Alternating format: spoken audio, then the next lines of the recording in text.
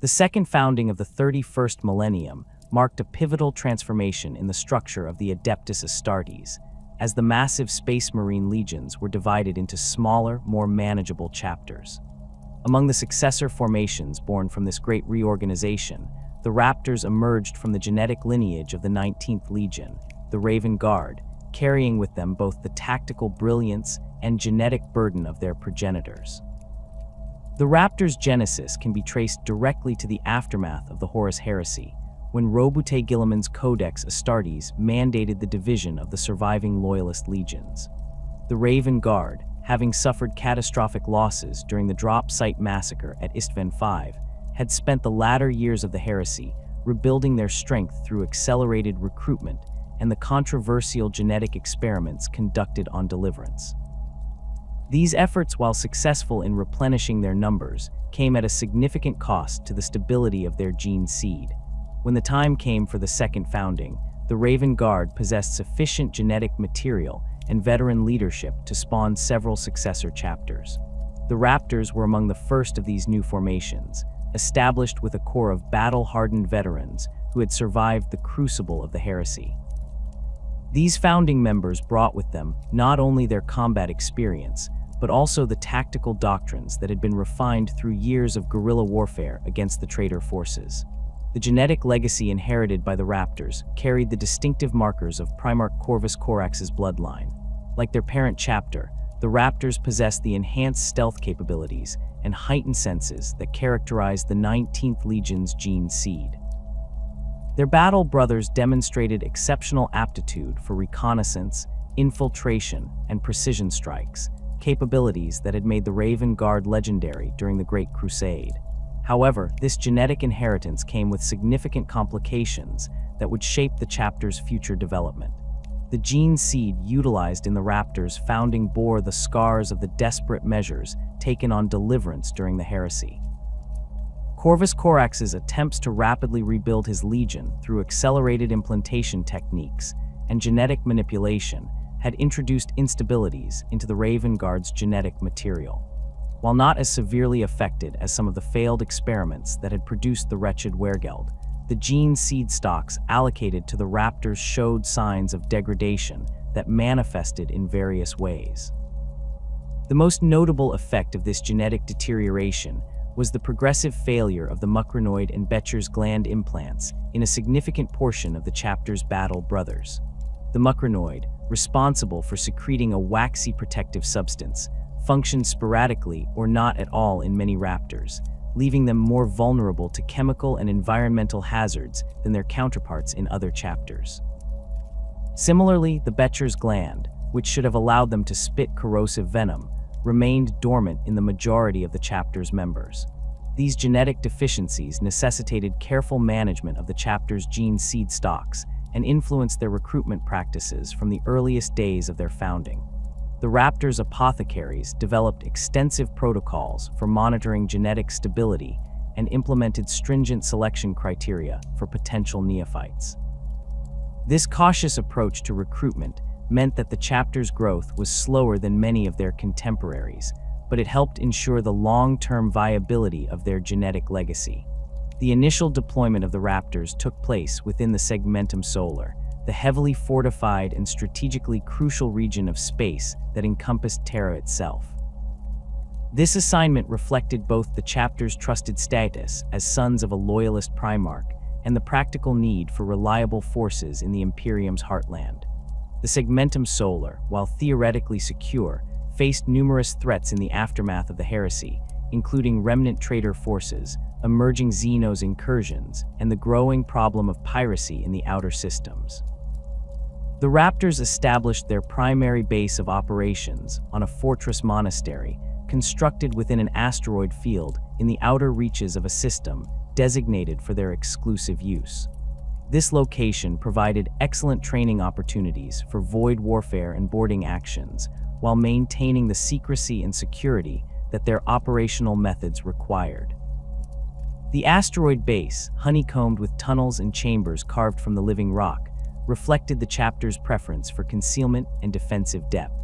From this stronghold, the Raptors began their operational deployment across multiple systems within the Segmentum Solar.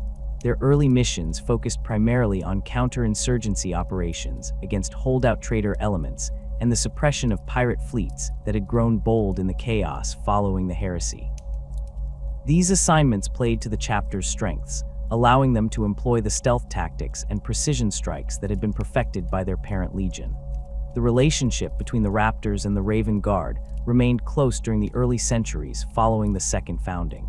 Regular exchanges of personnel, intelligence, and tactical innovations ensured that both chapters benefited from shared experience and maintained their common doctrinal heritage.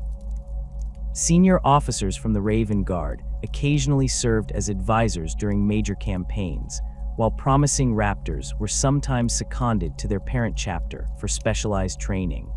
This ongoing relationship proved particularly valuable in the preservation and refinement of the tactical doctrines inherited from Corvus Corax. The Raven Guard's emphasis on rapid deployment, surgical strikes, and the elimination of enemy command structures formed the foundation of Raptors' operational philosophy. However, the younger chapter began to develop their own interpretations and adaptations of these core principles, influenced by their unique operational environment and the specific challenges they encountered. The Raptors' tactical doctrine emphasized the use of small, highly mobile strike forces capable of operating independently for extended periods. These formations, typically comprising between 50 and 100 battle brothers, were organized around specific mission parameters rather than rigid company structures. Each strike force included specialists in reconnaissance, demolitions, communications, and close combat, allowing them to adapt to changing battlefield conditions without external support. The chapter's approach to warfare reflected the lessons learned during the heresy about the vulnerability of large, concentrated formations. Rather than deploying entire companies en masse, the Raptors preferred to insert multiple small units simultaneously, creating a web of coordinated attacks that overwhelmed enemy command and control systems. This methodology proved particularly effective against the disorganized pirate fleets and insurgent cells that plagued the Segmentum Solar during the early post-heresy period. Equipment procurement and maintenance became a critical consideration for the Raptors due to their dispersed operational model. The chapter developed extensive supply networks and established hidden caches throughout their area of operations, ensuring that their strike forces could remain in the field for months without resupply. This logistical independence became a hallmark of Raptors' operations and influenced their relationships with other Imperial institutions. The chapter's recruitment practices evolved to support their unique operational requirements. Unlike many chapters that drew aspirants from a single world or system, the Raptors established recruitment networks across multiple worlds within the Segmentum Solar. This approach provided access to a diverse range of potential candidates while reducing the chapter's dependence on any single population source. The distributed recruitment model also aligned with their operational philosophy of maintaining multiple bases and avoiding concentration of critical assets. Training regimens for Raptors neophytes emphasized individual initiative and adaptability to a greater degree than many other chapters. While all Space Marines received extensive conditioning in following orders and maintaining unit cohesion, Raptor scouts were additionally trained to operate independently and make tactical decisions without direct supervision. This training philosophy reflected the reality that Raptors' forces often operated in small units, far from higher command authority. The chapter's early combat record established their reputation as specialists in unconventional warfare and difficult operations. Their success in eliminating pirate strongholds hidden within asteroid fields and nebulae demonstrated their mastery of void-based operations, while their counterinsurgency campaigns on several worlds showcased their ability to adapt Raven Guard tactics to different environments. These early victories earned the Raptors recognition within the broader Adeptus Astartes and led to increasingly complex mission assignments. As the chapter matured during its first centuries of operation, the Raptors began to develop distinctive cultural practices and traditions that set them apart from their parent legion. While maintaining the core values and tactical principles inherited from the Raven Guard, they adapted these concepts to their own operational reality and began to establish their unique identity within the Adeptus Astartes. The process of cultural evolution reflected the natural development of any successful military organization as it encountered new challenges and incorporated lessons learned from experience. The late 41st millennium brought unprecedented challenges to the Imperium as sectarian conflicts and secessionist movements threatened the unity that had been maintained since the dark days of the Horus Heresy. Among these conflicts, none would prove more significant for the Raptors chapter than the Badab War, a protracted campaign that began in the year 901 of the 41st millennium, when Luft-Huron, chapter master of the Astral Claws, declared the independence of the Badab sector from imperial rule. This rebellion would test every aspect of Raptors' doctrine and fundamentally reshape their approach to warfare for millennia to come. The origins of the Badab War lay in the complex political and economic arrangements that governed the Maelstrom Zone, a region of space dominated by the massive warp storm known as the Maelstrom. The Astral Claws had been granted extensive autonomy over the Badab sector as part of their mandate to guard against threats emerging from this chaotic region. Over time, Luft-Huron had consolidated power, established the Tyrant's Legion as his personal army, and begun withholding the imperial tithe that was due to Terra. When the Adeptus Terra finally moved to censure Huron and his supporters, the situation rapidly escalated into open warfare. The Raptors received their deployment orders in early 902, marking their first major campaign involvement since a series of successful anti-piracy operations in the Segmentum Solar. Chapter Master Corin Thravis recognized immediately that this conflict would demand capabilities far beyond the small-scale strike operations that had characterized most of the chapter's recent activities. The Badab War would require sustained operations against fortified positions, coordination with multiple other chapters, and the kind of prolonged siege warfare that tested even the most experienced Astartes forces. Initial intelligence assessments revealed the scope of the challenge facing the Loyalist forces. Huron had transformed Badab Primaris into a fortress world, with orbital defense platforms, extensive ground fortifications, and a fleet capable of contesting imperial control of the system. The secessionist coalition included not only the Astral Claws, but also the Lamenters, Mantis Warriors, and Executioners chapters, along with significant elements of the Imperial Guard and Navy that had declared for Huron's cause.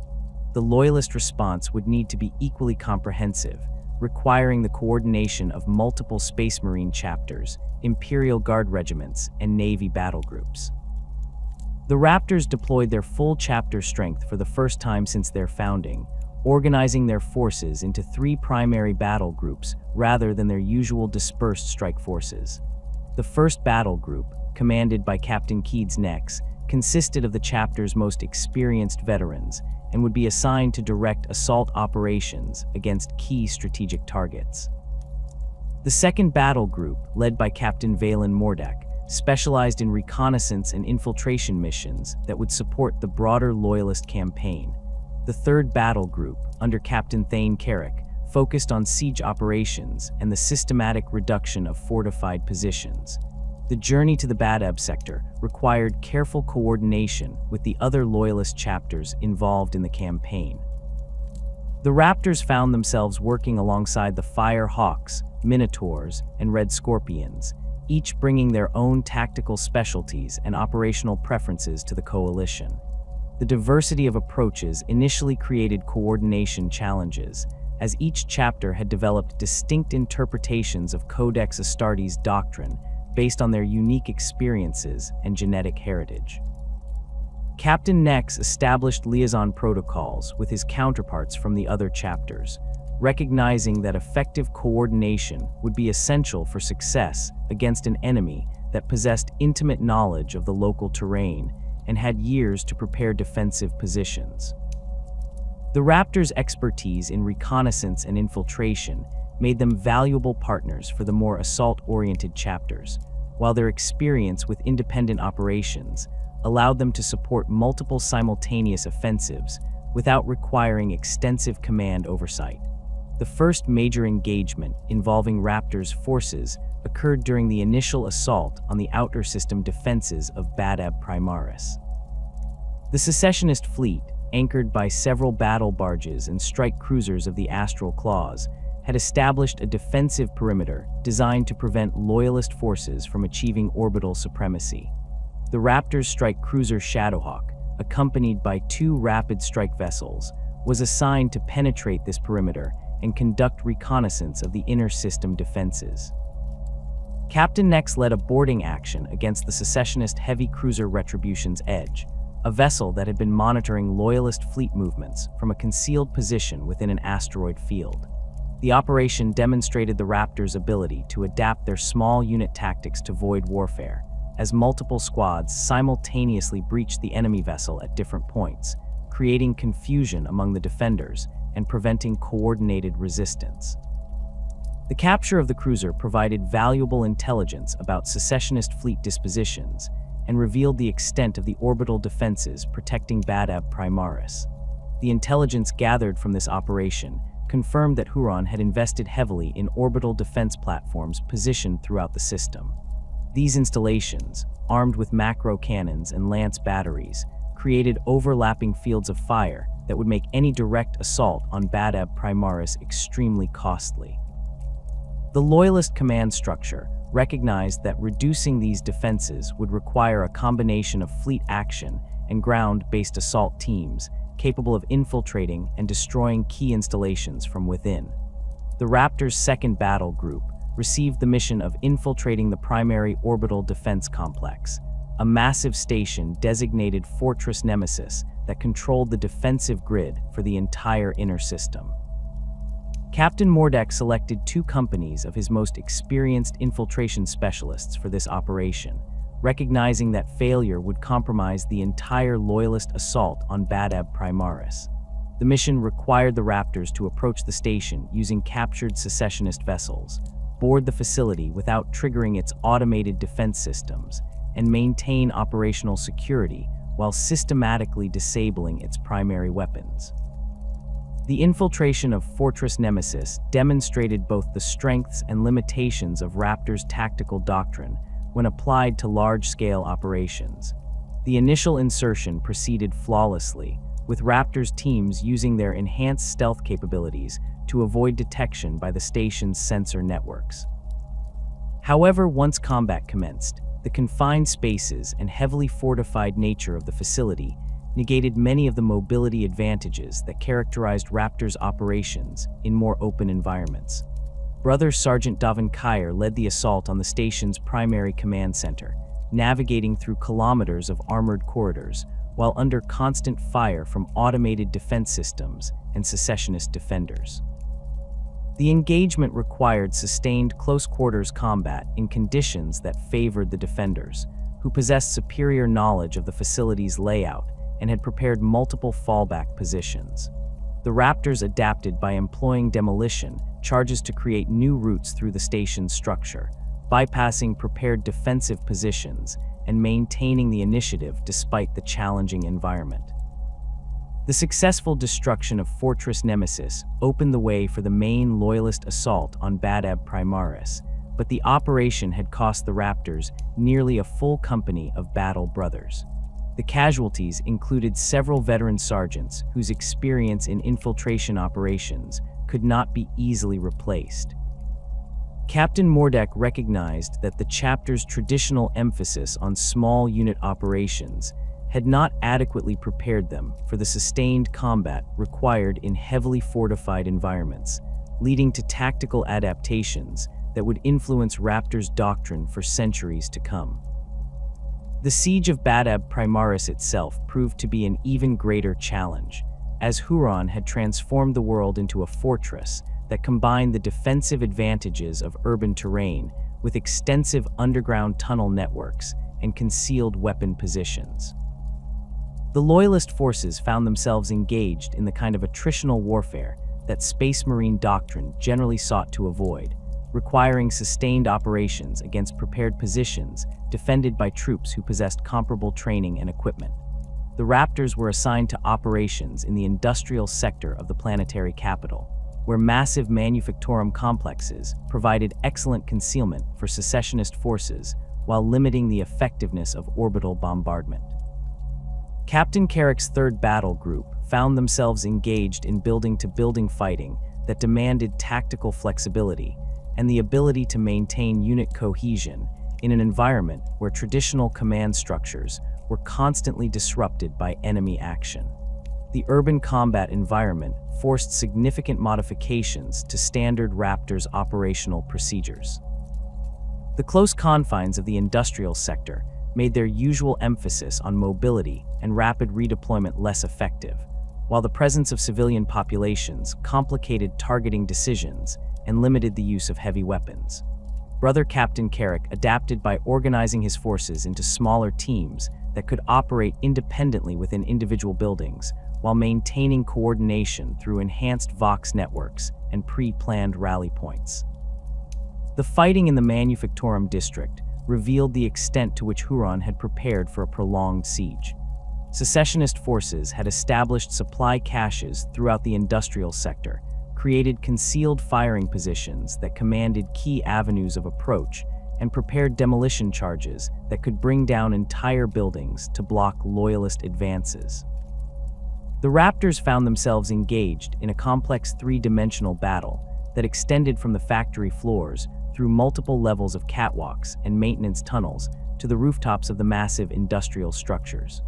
Sergeant Corvin Thale distinguished himself during the assault on Manufactorum Complex 7 Alpha, leading a squad-sized infiltration team through the facility's ventilation systems to attack secessionist command positions from an unexpected direction.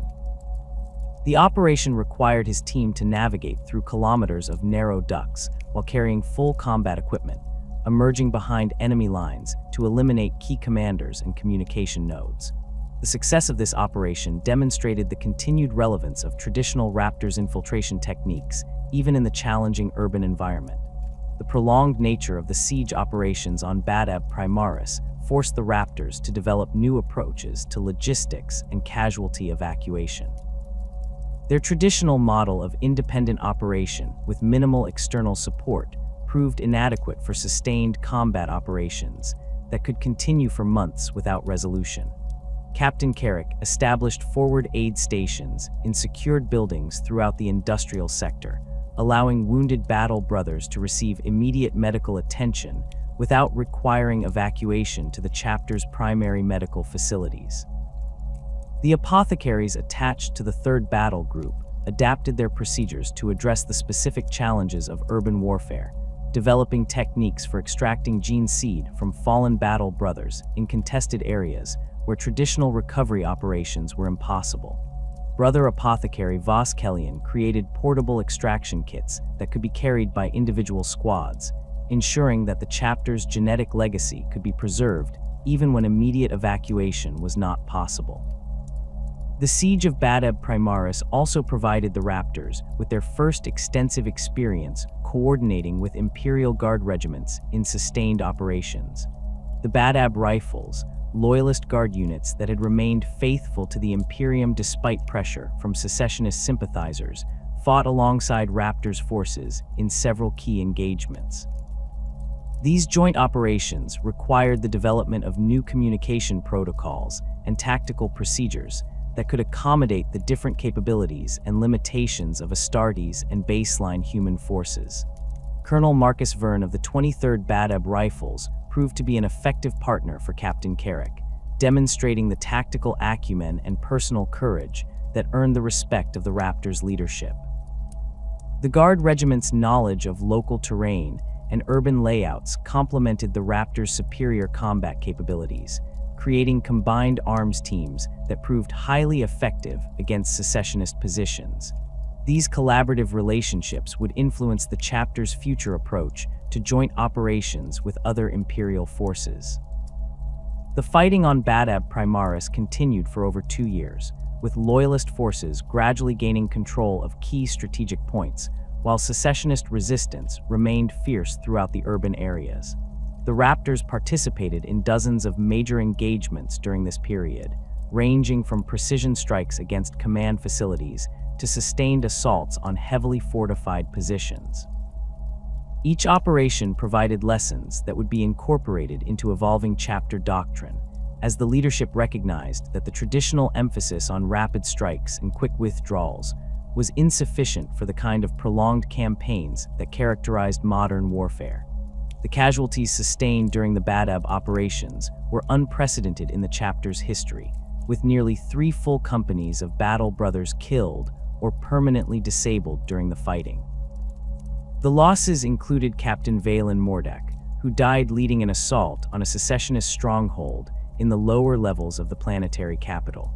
His death was particularly significant because of his role in developing the infiltration techniques that had become central to Raptor's tactical doctrine, representing a loss of institutional knowledge that could not be easily replaced. The gene seed recovery operations conducted during the Badab War revealed additional complications related to the chapter's genetic heritage. The prolonged exposure to the chaotic energies emanating from the nearby maelstrom had accelerated the degradation of CERT implants, particularly affecting the catalepsian node and Susan membrane in ways that had not been previously observed.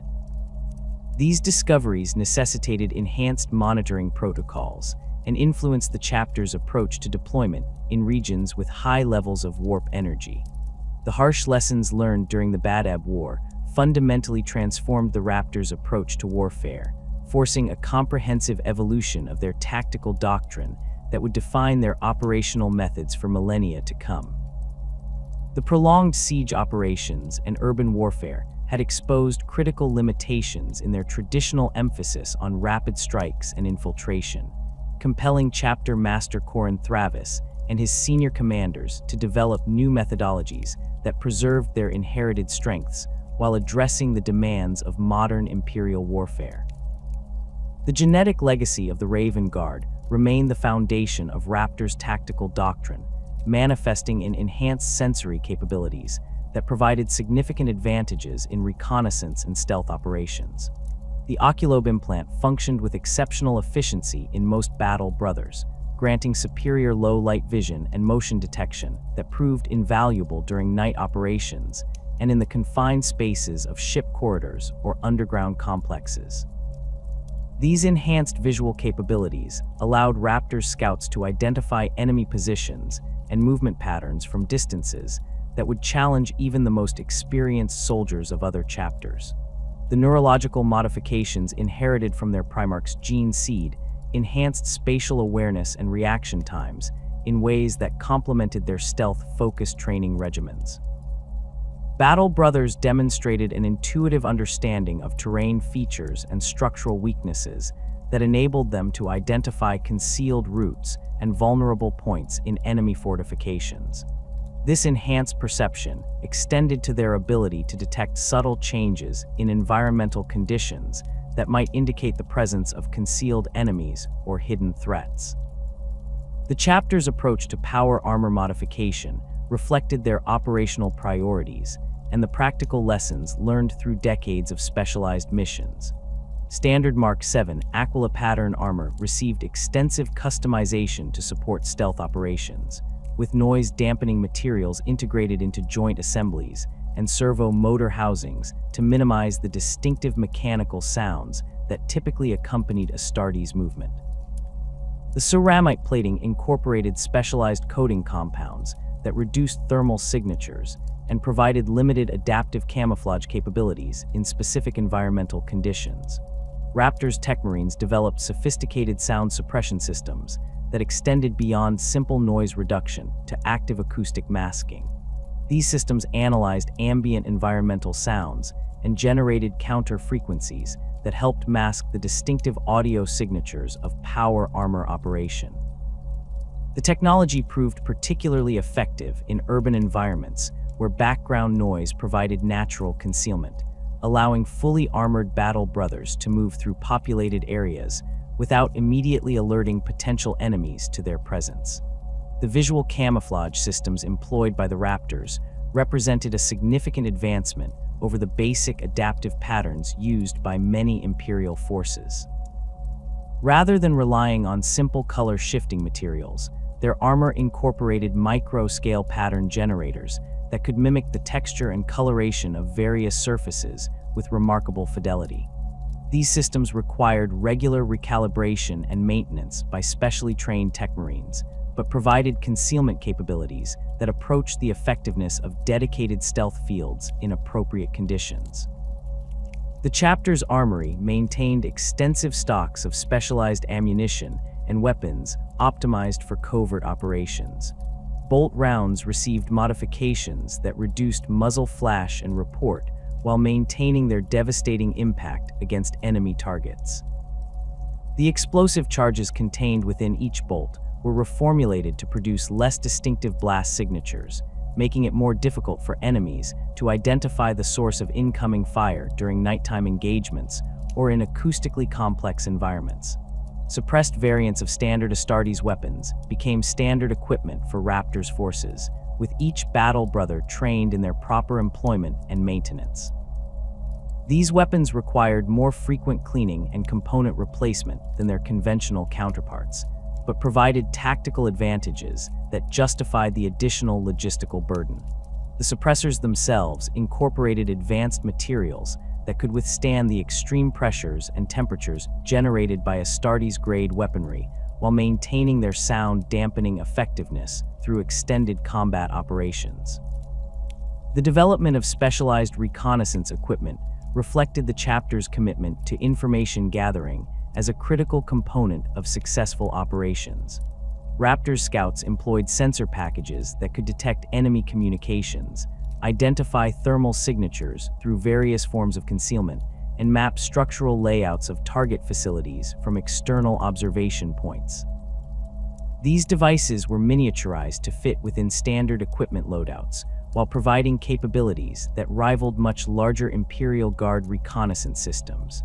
The tactical doctrine that emerged from the Badab War emphasized the integration of stealth capabilities with conventional assault operations rather than treating them as separate operational modes. Raptors forces learned to transition seamlessly between covert infiltration and open combat, maintaining the element of surprise even after initial contact with enemy forces.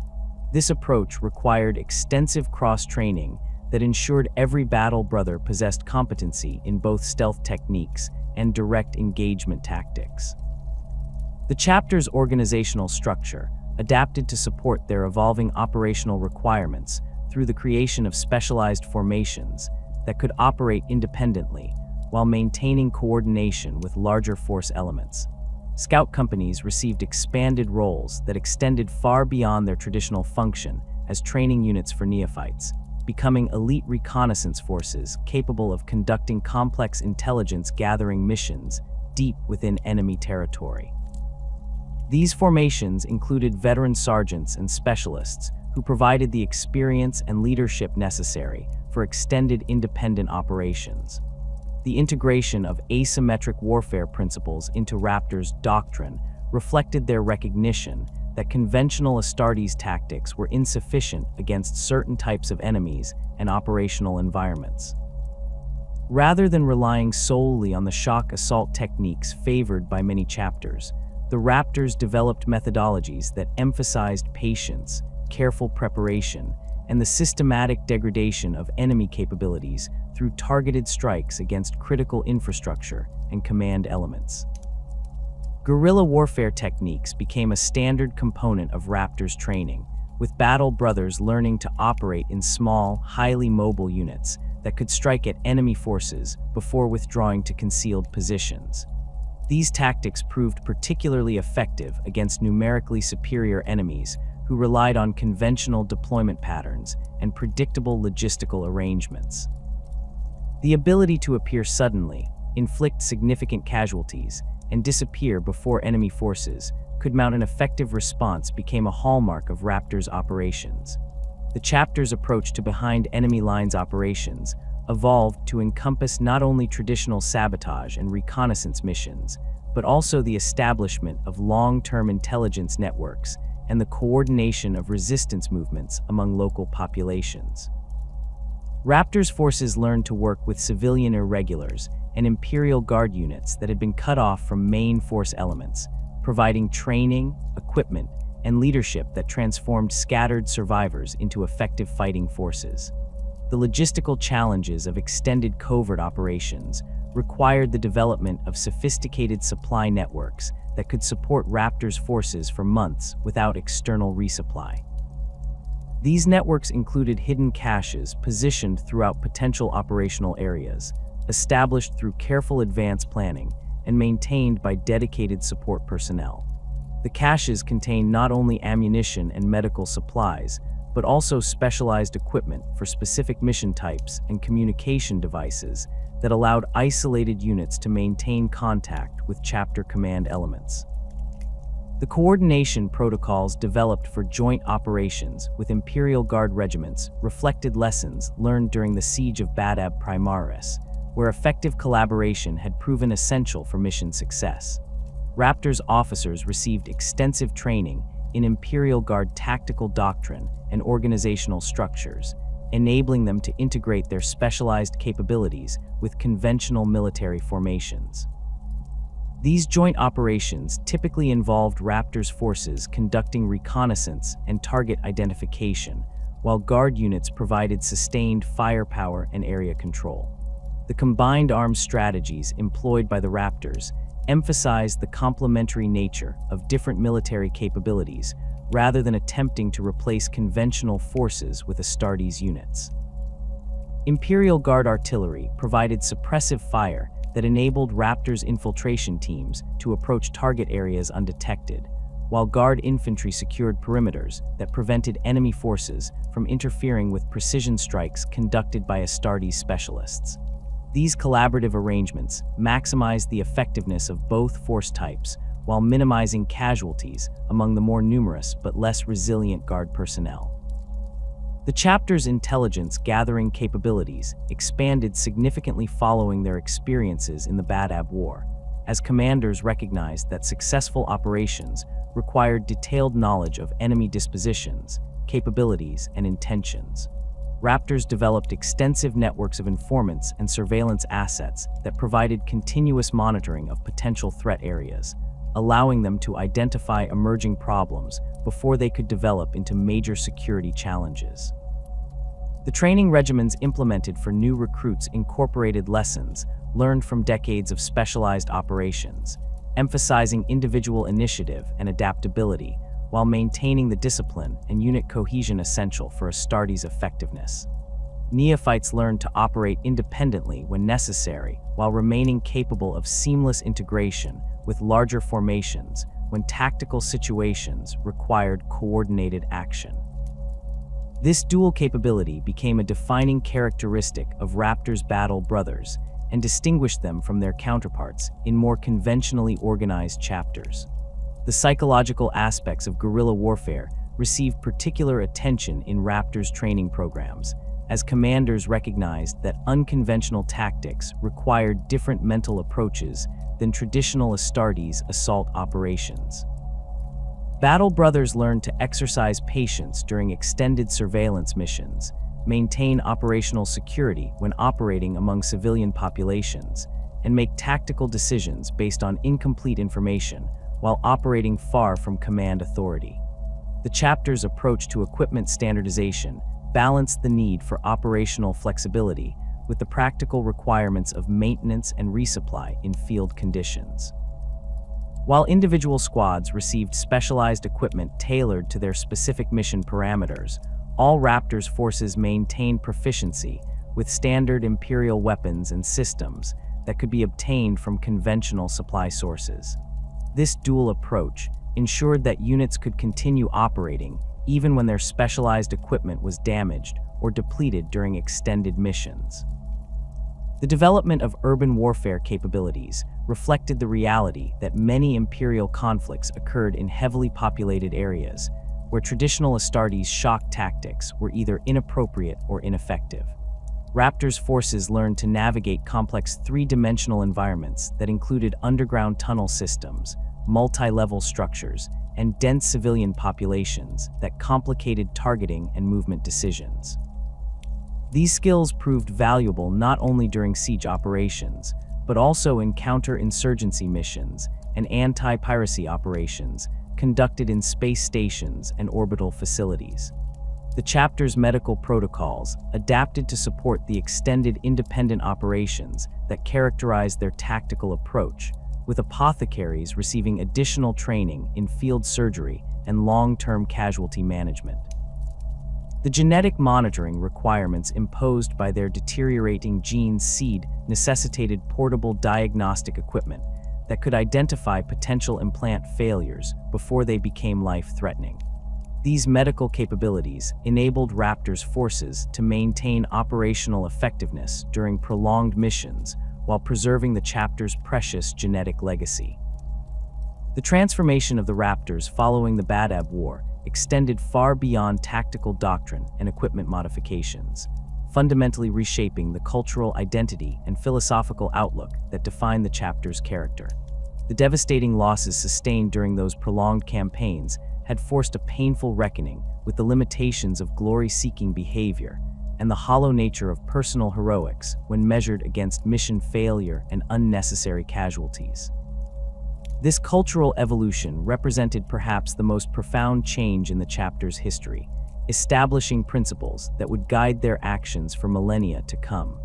The rejection of traditional Astartes glory culture began with the recognition that individual heroics had contributed directly to the catastrophic losses experienced during the siege of Badab Primaris. Captain Valen Mordak's death, while undoubtedly courageous, had resulted from an impulsive assault on a heavily fortified position that could have been neutralized through patient infiltration and precision demolition charges. His loss had deprived the chapter not only of an experienced commander, but also of irreplaceable tactical knowledge that had taken decades to develop.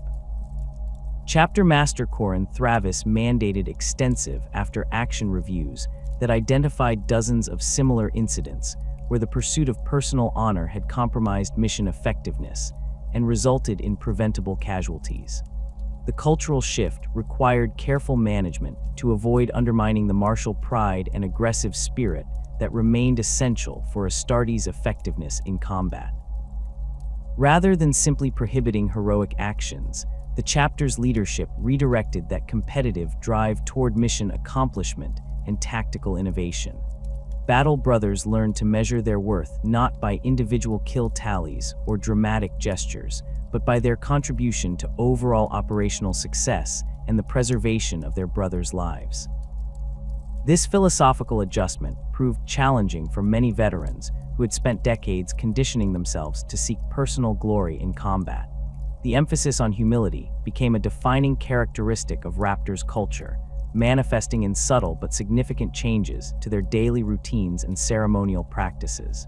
The traditional recitation of individual battle honors during chapter assemblies was replaced with collective acknowledgments of successful missions and fallen battle brothers.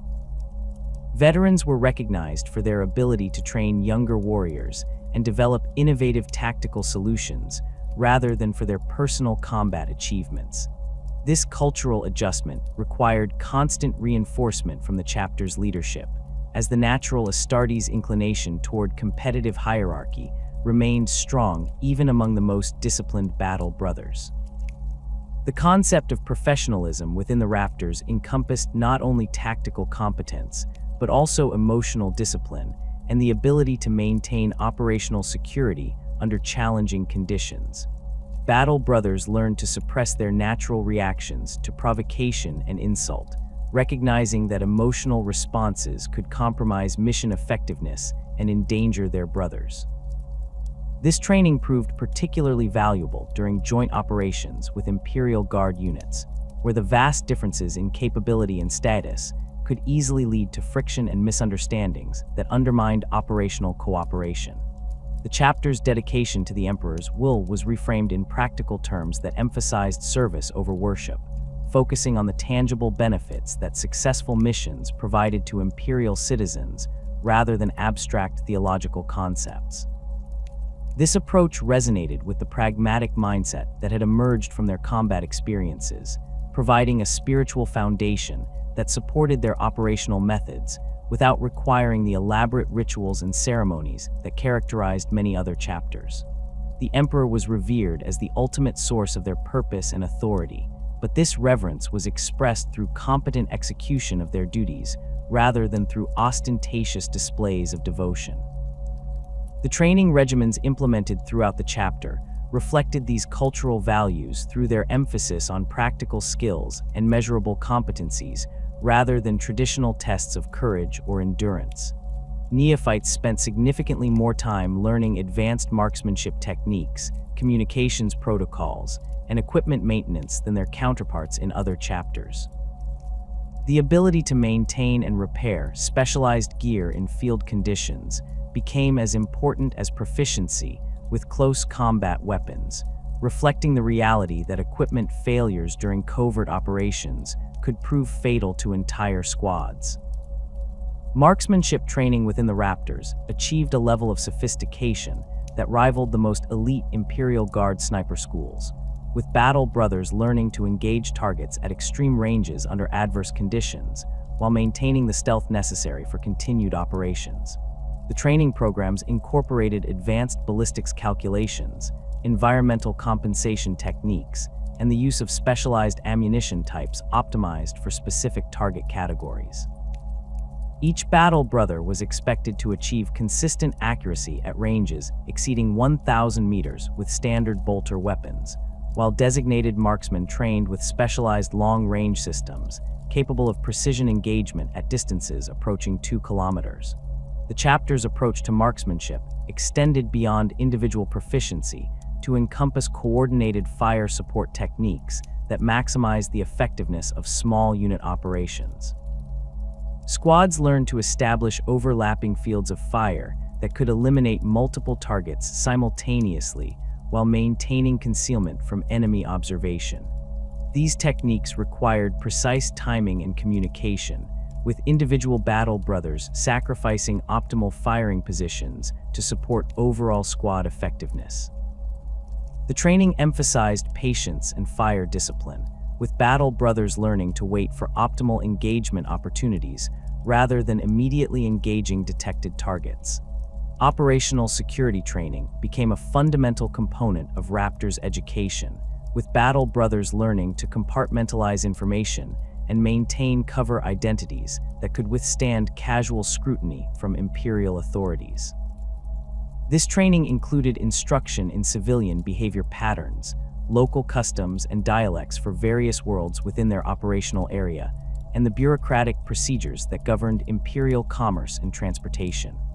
The ability to blend into civilian populations proved invaluable during reconnaissance missions and allowed Raptors operatives to gather intelligence without alerting potential enemies to their presence.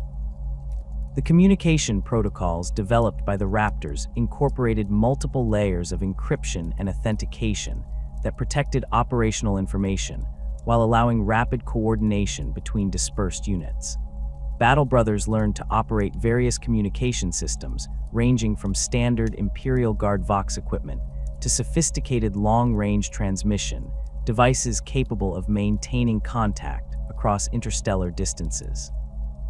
The training emphasized redundancy and backup procedures, ensuring that communication failures would not compromise mission effectiveness or leave isolated units without support. Equipment maintenance training received unprecedented emphasis within the chapter, reflecting the recognition that mechanical failures during critical operations could prove catastrophic for small units operating without immediate logistical support. Every Battle Brother learned to perform field repairs on power armor systems, weapons, and specialized equipment using improvised tools and materials available in typical operational environments. This training extended to the fabrication of replacement components using portable manufacturing equipment, allowing isolated units to maintain their gear during extended missions. The mentorship traditions that emerged within the Raptors differed significantly from the formal master-student relationships found in many other chapters, emphasizing practical knowledge transfer and collaborative learning rather than hierarchical instruction. Veteran sergeants worked closely with newer battle brothers to share tactical insights and operational experiences, but these relationships were characterized by mutual respect and open discussion rather than rigid adherence to traditional authority structures. This approach encouraged innovation and adaptation while preserving the accumulated wisdom of experienced warriors. The passing of tactical knowledge between generations of battle brothers was formalized through comprehensive documentation and regular training exercises that tested the application of established techniques in novel situations.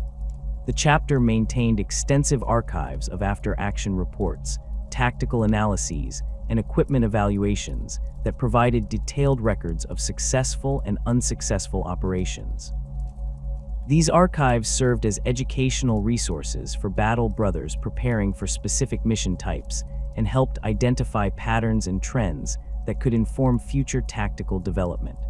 Cross-training programs ensured that specialized knowledge was distributed throughout the chapter rather than concentrated within individual squads or companies. Demolitions experts taught basic explosives techniques to all battle brothers, while communications specialists provided instruction in advanced encryption and signal analysis.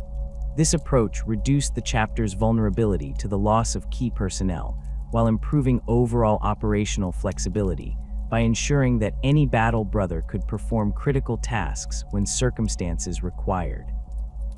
The chapter's approach to leadership development emphasized situational awareness and decision-making under uncertainty, rather than the inspirational qualities traditionally associated with Astartes command. Potential officers received extensive training in intelligence analysis, resource management, and the coordination of joint operations with other Imperial forces.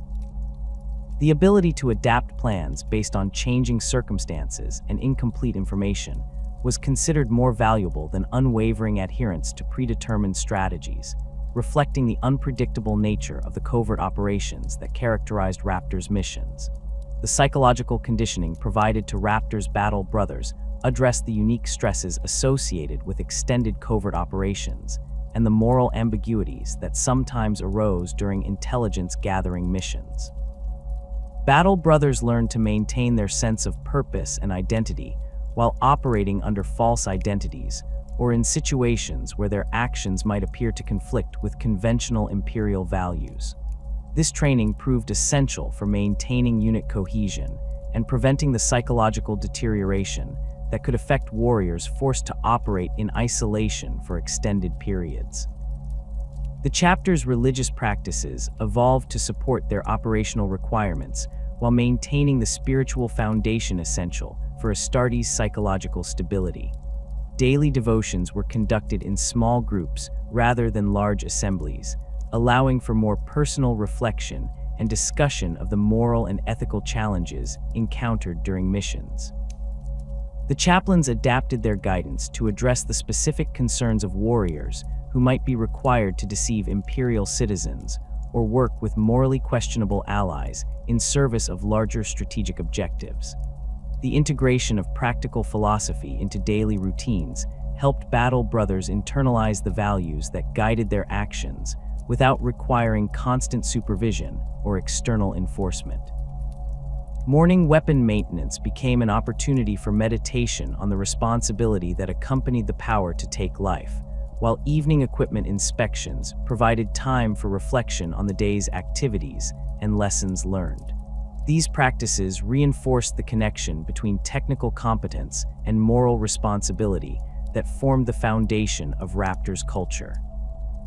The chapter's approach to recruitment reflected their cultural values through selection criteria that emphasized character and adaptability over raw physical capability or aggressive temperament.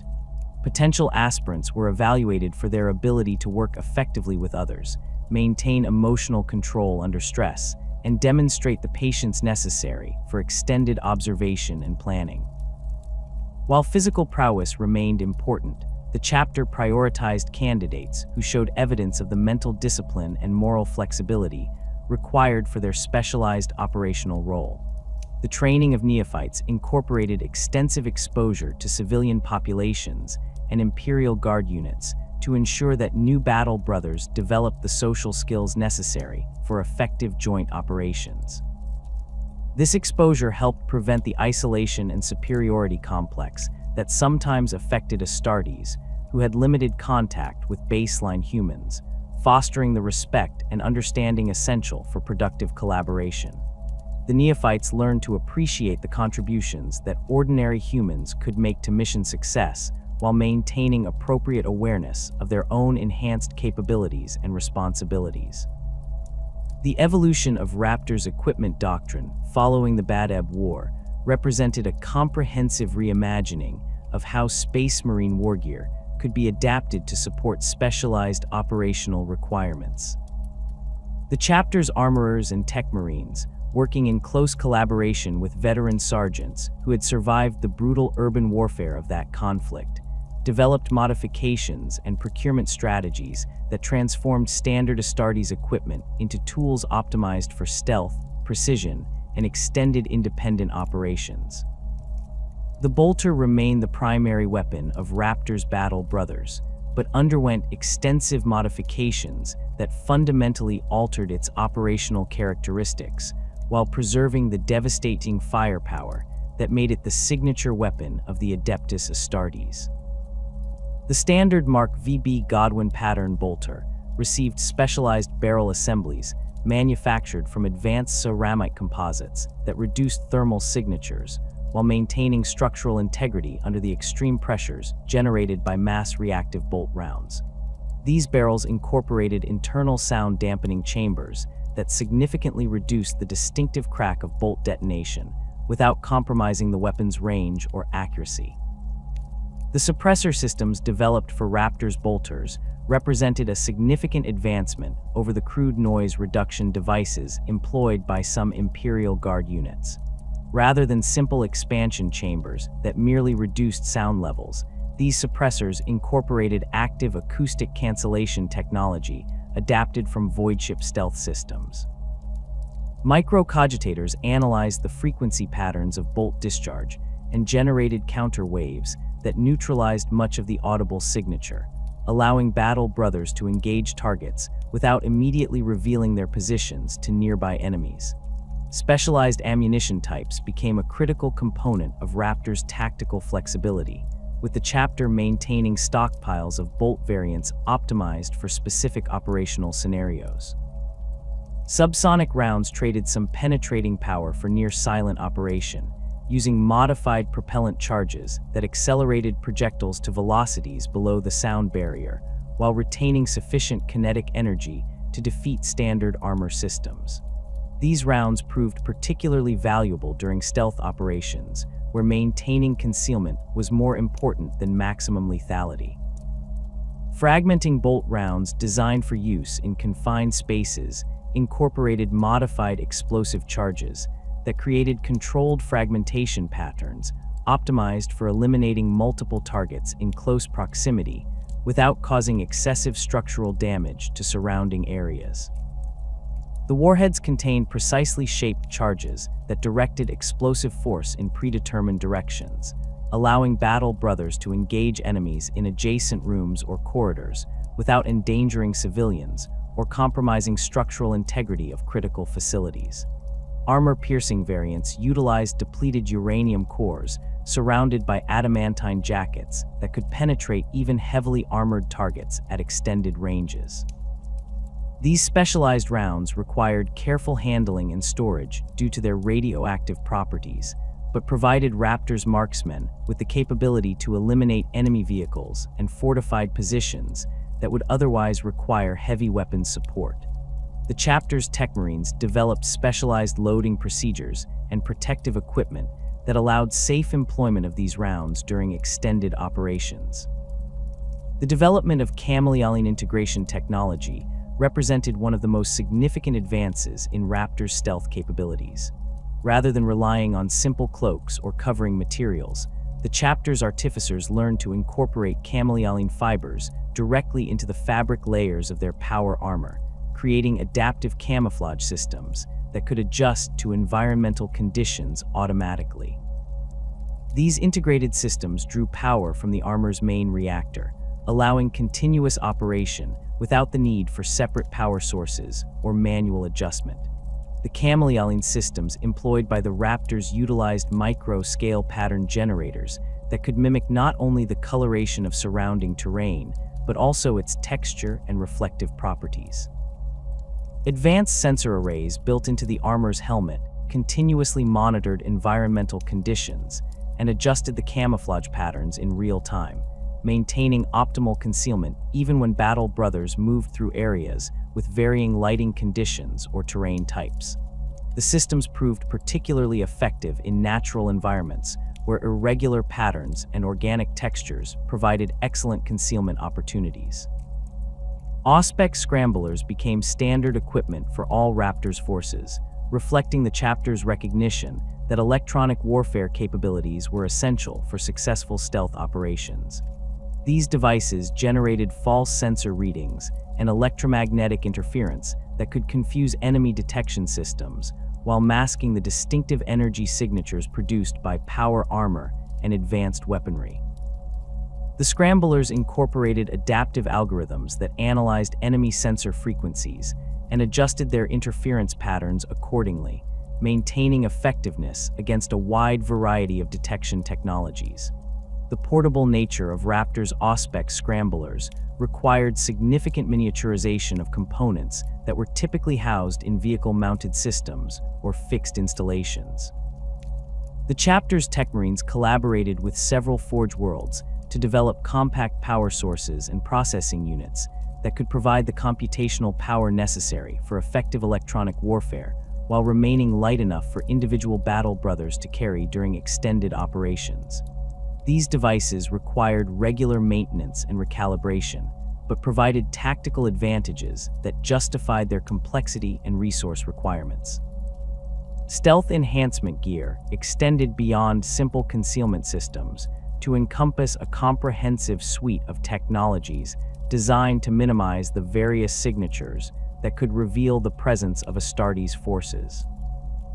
Thermal dampening systems integrated into power armor reduced infrared emissions by redistributing waste heat through specialized cooling channels and heat sinks, making it more difficult for enemy thermal sensors to detect battle brothers even when they were moving or engaging in strenuous activity. These systems required careful power management to avoid overheating during extended operations. Electromagnetic shielding, incorporated into Raptor's equipment, prevented the detection of power armor systems by enemy sensors designed to identify the characteristic energy patterns produced by Astartes gear. The shielding utilized advanced materials that absorbed or deflected electromagnetic radiation across a broad spectrum of frequencies, reducing the effective range at which enemy forces could detect approaching battle brothers. The technology required regular inspection and replacement of shielding components that could degrade under combat conditions. Vehicle modifications represented another critical aspect of Raptor's equipment doctrine, as their operational methods required transportation assets that could support covert insertion and extraction missions without alerting enemy forces to their presence.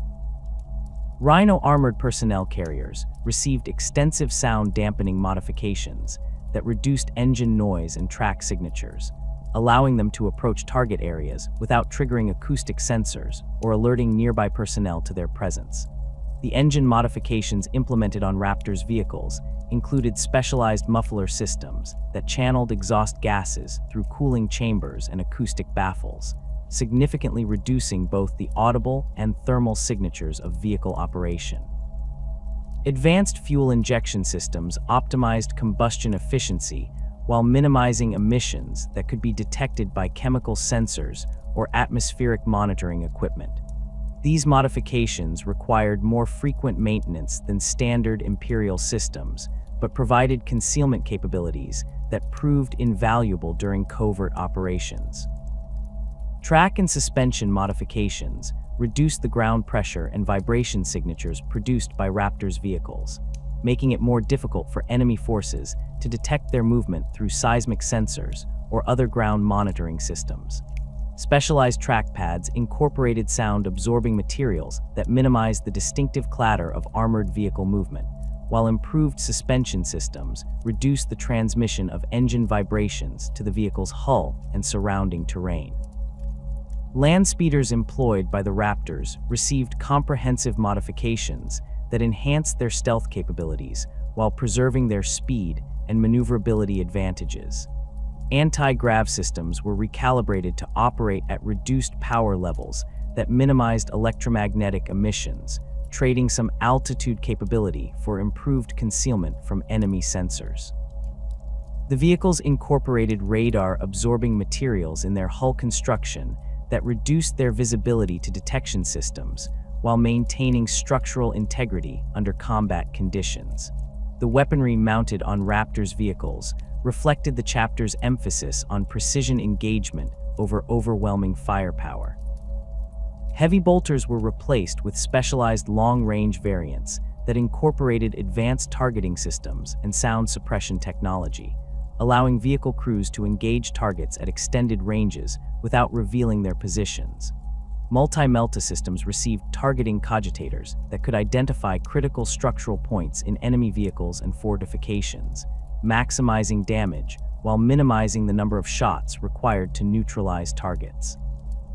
Thunderhawk gunships operated by the Raptors underwent extensive modifications to support their insertion and extraction missions in contested airspace.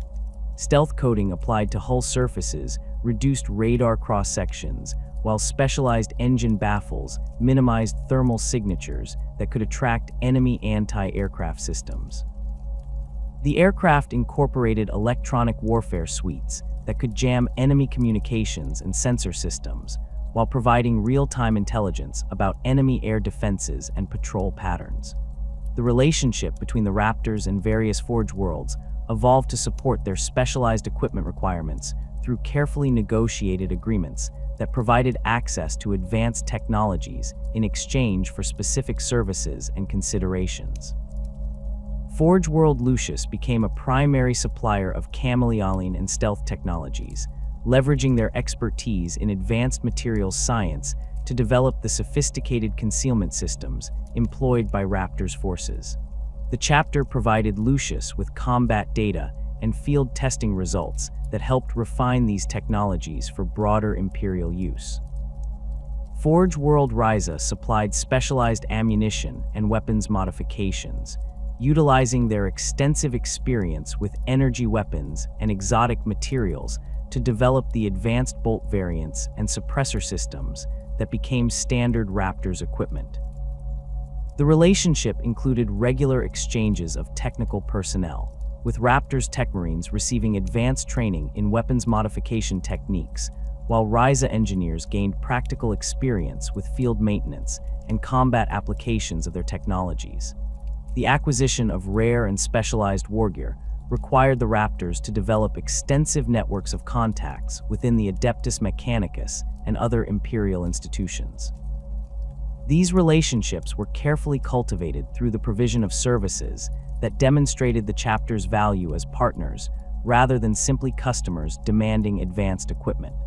Raptors forces conducted reconnaissance missions for Forge World exploration fleets, provided security for critical research facilities, and participated in the recovery of archaeotech artifacts that enhanced the Mechanicus understanding of ancient technologies. Trade agreements with rogue trader dynasties provided access to exotic materials and technologies that were not available through conventional Imperial supply chains. These arrangements typically involved the chapter providing military support for trading expeditions in exchange for specific equipment or materials needed for their specialized operations. The relationships required careful management to avoid conflicts with other Imperial institutions while maintaining the operational security essential for Raptors missions. The maintenance and repair of specialized Raptors equipment required the development of extensive technical expertise within the chapter's own ranks. Tech Marines received advanced training in the repair and modification of stealth systems, electronic warfare equipment, and specialized weapons that were not covered by standard Adeptus Mechanicus curricula. This training often required extended secondments to various Forge worlds, where Tech Marines could work directly with the engineers and artificers who developed these systems. Field maintenance procedures were developed to address the reality that Raptors forces often operated for extended periods without access to conventional repair facilities or supply depots. Battle Brothers learned to perform basic maintenance on their specialized equipment using portable tools and improvised materials, while Tech Marines carried comprehensive repair kits that could address most common equipment failures encountered during operations. These procedures required regular practice and updating as new equipment types were introduced into chapter service. The standardization of Raptors equipment faced constant tension between the need for operational flexibility and the practical requirements of maintenance and training. While individual squads received equipment tailored to their specific mission parameters, the chapter maintained core standards that ensured all Battle Brothers possessed basic competency with essential systems. This approach allowed for tactical flexibility while preventing the proliferation of incompatible equipment types that could complicate logistics and training requirements. Quality control procedures for Raptors equipment exceeded standard Astartes requirements due to the critical nature of stealth and electronic warfare systems that could fail catastrophically if not properly maintained. Regular testing and calibration of chameleoning systems, Auspex scramblers, and other specialized gear ensured that equipment would function reliably when needed most. These procedures required significant time and resources, but prevented equipment failures that could compromise entire operations and endanger Battle Brothers operating in hostile territory. The Raptors' transition to a fleet-based operational model represented a fundamental shift in their organizational structure, driven by the tactical lessons learned during the Badab War and the practical necessities of their evolving mission parameters. The devastating losses sustained during prolonged siege operations had demonstrated the vulnerability of fixed installations to determined enemies, while their growing reputation for specialized operations resulted in deployment requests across multiple sectors that could not be effectively supported from a single planetary base. Chapter Master Corin Thravis recognized that the chapter's future effectiveness depended on their ability to project power rapidly across vast distances while maintaining the logistical independence necessary for extended covert operations. The decision to abandon their asteroid fortress monastery in the Segmentum Solar required careful planning and significant resource allocation to establish a mobile command structure capable of supporting the chapter's operational requirements. The primary challenge lay in creating a fleet-based organization that could maintain the specialized training facilities, equipment workshops, and gene seed storage capabilities traditionally housed within planetary installations. The solution emerged through the acquisition and extensive modification of several capital ships that would serve as mobile fortress monasteries capable of supporting independent operations for years without external resupply. The battle barge Shadow Strike became the flagship of the Raptors fleet, serving as the primary command vessel and housing the chapter's most critical facilities. Originally constructed during the 36th millennium as a standard Astartes battle barge, the vessel underwent comprehensive modifications that transformed its internal layout to support the chapter's specialized requirements. The traditional Great Hall was converted into a command center, equipped with advanced communication arrays and intelligence analysis facilities, while the ceremonial chambers were repurposed as briefing rooms where mission parameters could be discussed and operational plans developed. The modifications to Shadow Strike included the installation of specialized training facilities designed to replicate the environmental conditions encountered during typical Raptors operations. Holographic projection systems created realistic urban environments where Battle Brothers could practice infiltration techniques and close-quarters combat without the space limitations that typically constrained shipboard training. Sound-dampening materials throughout the training areas prevented acoustic signatures from interfering with the vessel's stealth capabilities, while allowing realistic weapons training with live ammunition. The ship's armory underwent extensive expansion to accommodate the specialized equipment requirements of Raptors' forces, with dedicated workshops for the maintenance and modification of chameleon systems, electronic warfare gear, and suppressed weapons. Master of the Forge Kellyan Voss established comprehensive fabrication facilities capable of producing replacement components for the chapter's most sensitive equipment, reducing their dependence on external suppliers who might not understand the specific requirements of their operational methods. These workshops included clean rooms for the assembly of precision electronics and specialized forges for working the exotic materials incorporated into their stealth systems. The gene seed storage facilities aboard Shadow Strike received enhanced security measures and environmental controls that exceeded standard Astartes requirements, reflecting the ongoing concerns about the stability of the chapter's genetic legacy. Redundant life support systems and armored vault construction protected the precious genetic material from battle damage, while advanced monitoring equipment continuously assessed the condition of stored gene seed for signs of degradation. The Apothecarium included research laboratories where the chapter's medical specialists could study the genetic anomalies that affected their implants and develop countermeasures to slow further deterioration. Strike cruisers Nightfall and Ravenswing served as secondary command vessels, each capable of independent operations while maintaining communication with the flagship through encrypted long-range transmission systems.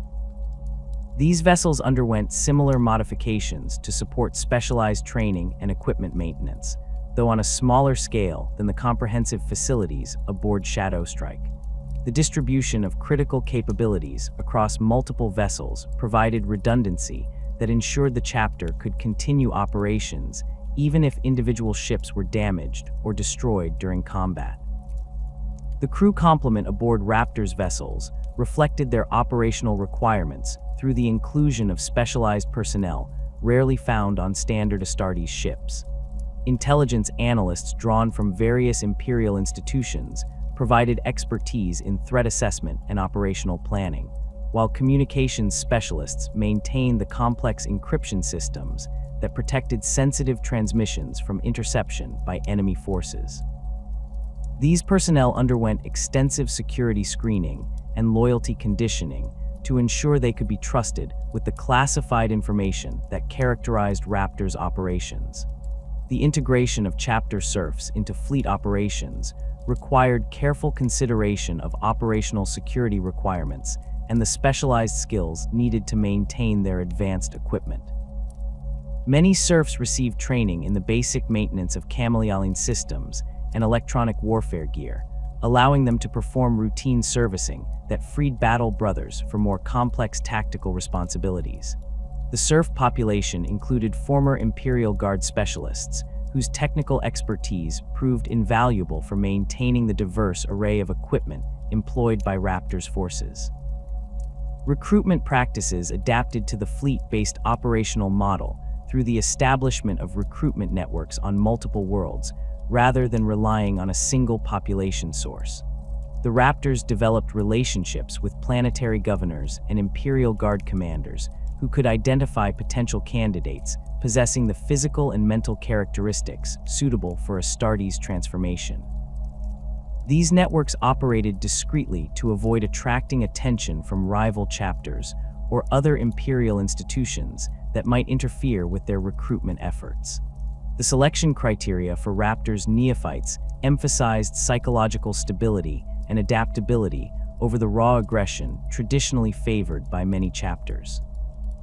Potential candidates underwent extensive psychological evaluation to identify individuals capable of maintaining operational discipline during extended covert missions and working effectively with non-Astartes personnel. The testing included scenarios designed to assess patience, problem-solving ability, and the capacity to maintain cover identities under pressure from hostile interrogation. Physical requirements for recruitment remained demanding, but were adjusted to prioritize attributes that supported stealth operations over pure combat prowess. Candidates with enhanced sensory capabilities or natural aptitude for marksmanship received preference, while those demonstrating exceptional spatial awareness or mechanical aptitude were identified for potential specialization in technical roles. The recruitment process included extended observation periods, where potential neophytes were evaluated in realistic operational scenarios before final selection decisions were made. The training of neophytes aboard fleet vessels presented unique challenges that required innovative solutions to replicate the comprehensive education traditionally provided in planetary facilities. Holographic training systems created immersive environments where new recruits could experience various planetary conditions and learn to adapt their techniques accordingly.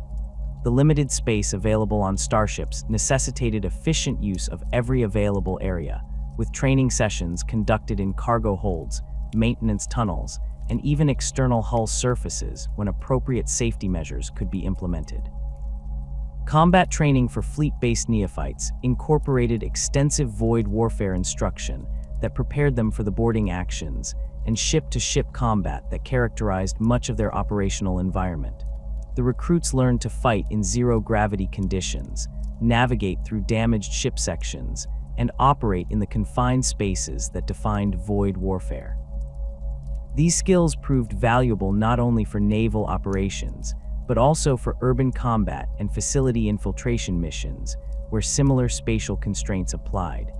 The chapter's fleet composition evolved to support rapid deployment operations across multiple theaters simultaneously, with vessel assignments based on specific operational requirements rather than traditional organizational structures. Fast strike vessels provided rapid insertion capabilities for small reconnaissance teams, while heavier cruisers carried the equipment and supplies necessary for extended operations in contested systems. The fleet maintained sufficient transport capacity to deploy the entire chapter if circumstances required, though such massive commitments were rare given their preference for smaller, more focused operations. Logistics coordination across the dispersed fleet required sophisticated planning and communication systems that could track supplies, personnel, and equipment across multiple vessels operating in different systems. The chapter developed comprehensive inventory management protocols that ensured critical supplies were distributed appropriately while maintaining operational security through compartmentalized information systems. Supply ships disguised as civilian merchants provided covert resupply capabilities that allowed Raptors vessels to remain in operational areas for extended periods without revealing their presence to potential enemies. The void warfare capabilities of Raptors vessels reflected their operational priorities through modifications that emphasized stealth and precision over raw firepower. Weapon systems received targeting upgrades that improved accuracy at extended ranges, while specialized ammunition provided options for mission-specific requirements such as disabling rather than destroying target vessels. The ships incorporated advanced sensor suites that could detect and track enemy vessels at extreme ranges while remaining concealed through electronic countermeasures and emissions control procedures. Boarding action capabilities received particular attention in the design of Raptor's fleet modifications, with specialized assault boats and teleportarium chambers optimized for rapid insertion of strike teams onto enemy vessels. The assault craft incorporated stealth technology that reduced their sensor signatures during approach runs, while their weapon systems provided precise fire support that could neutralize specific target systems without causing catastrophic damage to the overall vessel structure. These capabilities proved valuable for intelligence gathering operations, where intact enemy vessels provided more useful information than debris fields. The command and control systems installed throughout the Raptor's fleet enabled coordinated operations across vast distances while maintaining the operational security essential for their mission success. Encrypted communication networks provided real-time coordination between vessels operating in different systems, while advanced data processing capabilities allowed rapid analysis of intelligence gathered from multiple sources. The systems incorporated redundant pathways and backup procedures that ensured communication could continue even when individual vessels were damaged or operating under communications blackout conditions. Fleet maintenance operations required the development of mobile repair capabilities that could address battle damage and routine servicing without requiring visits to Imperial shipyards where their specialized modifications might attract unwanted attention. The chapter established relationships with several rogue trader dynasties whose repair facilities could provide discreet maintenance services in exchange for specific considerations. These arrangements included mutual defense pacts and intelligence sharing agreements that provided benefits to both parties while maintaining operational security.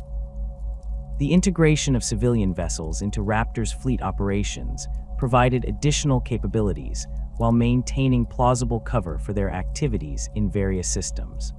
Merchant vessels operated by chapter agents or allied organizations provided intelligence gathering platforms and supply distribution networks that supported covert operations without revealing the presence of Astartes forces.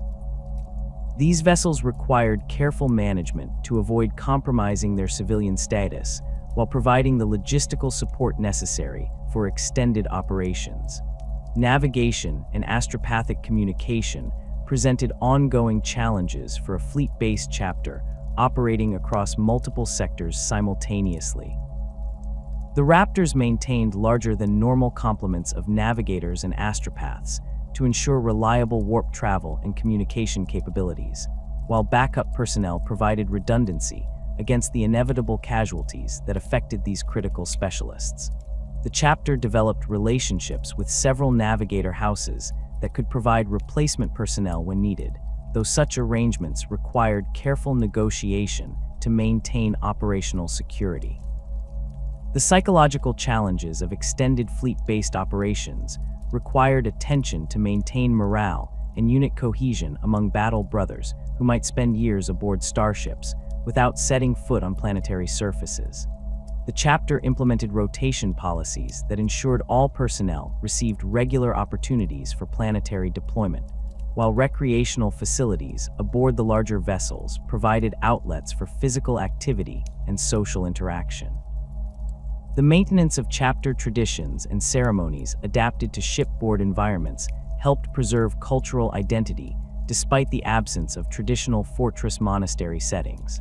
The command structure that emerged within the Raptors following their transition to fleet-based operations reflected both the tactical lessons learned during the Badab War and the practical necessities of coordinating specialized forces across multiple theaters of operation.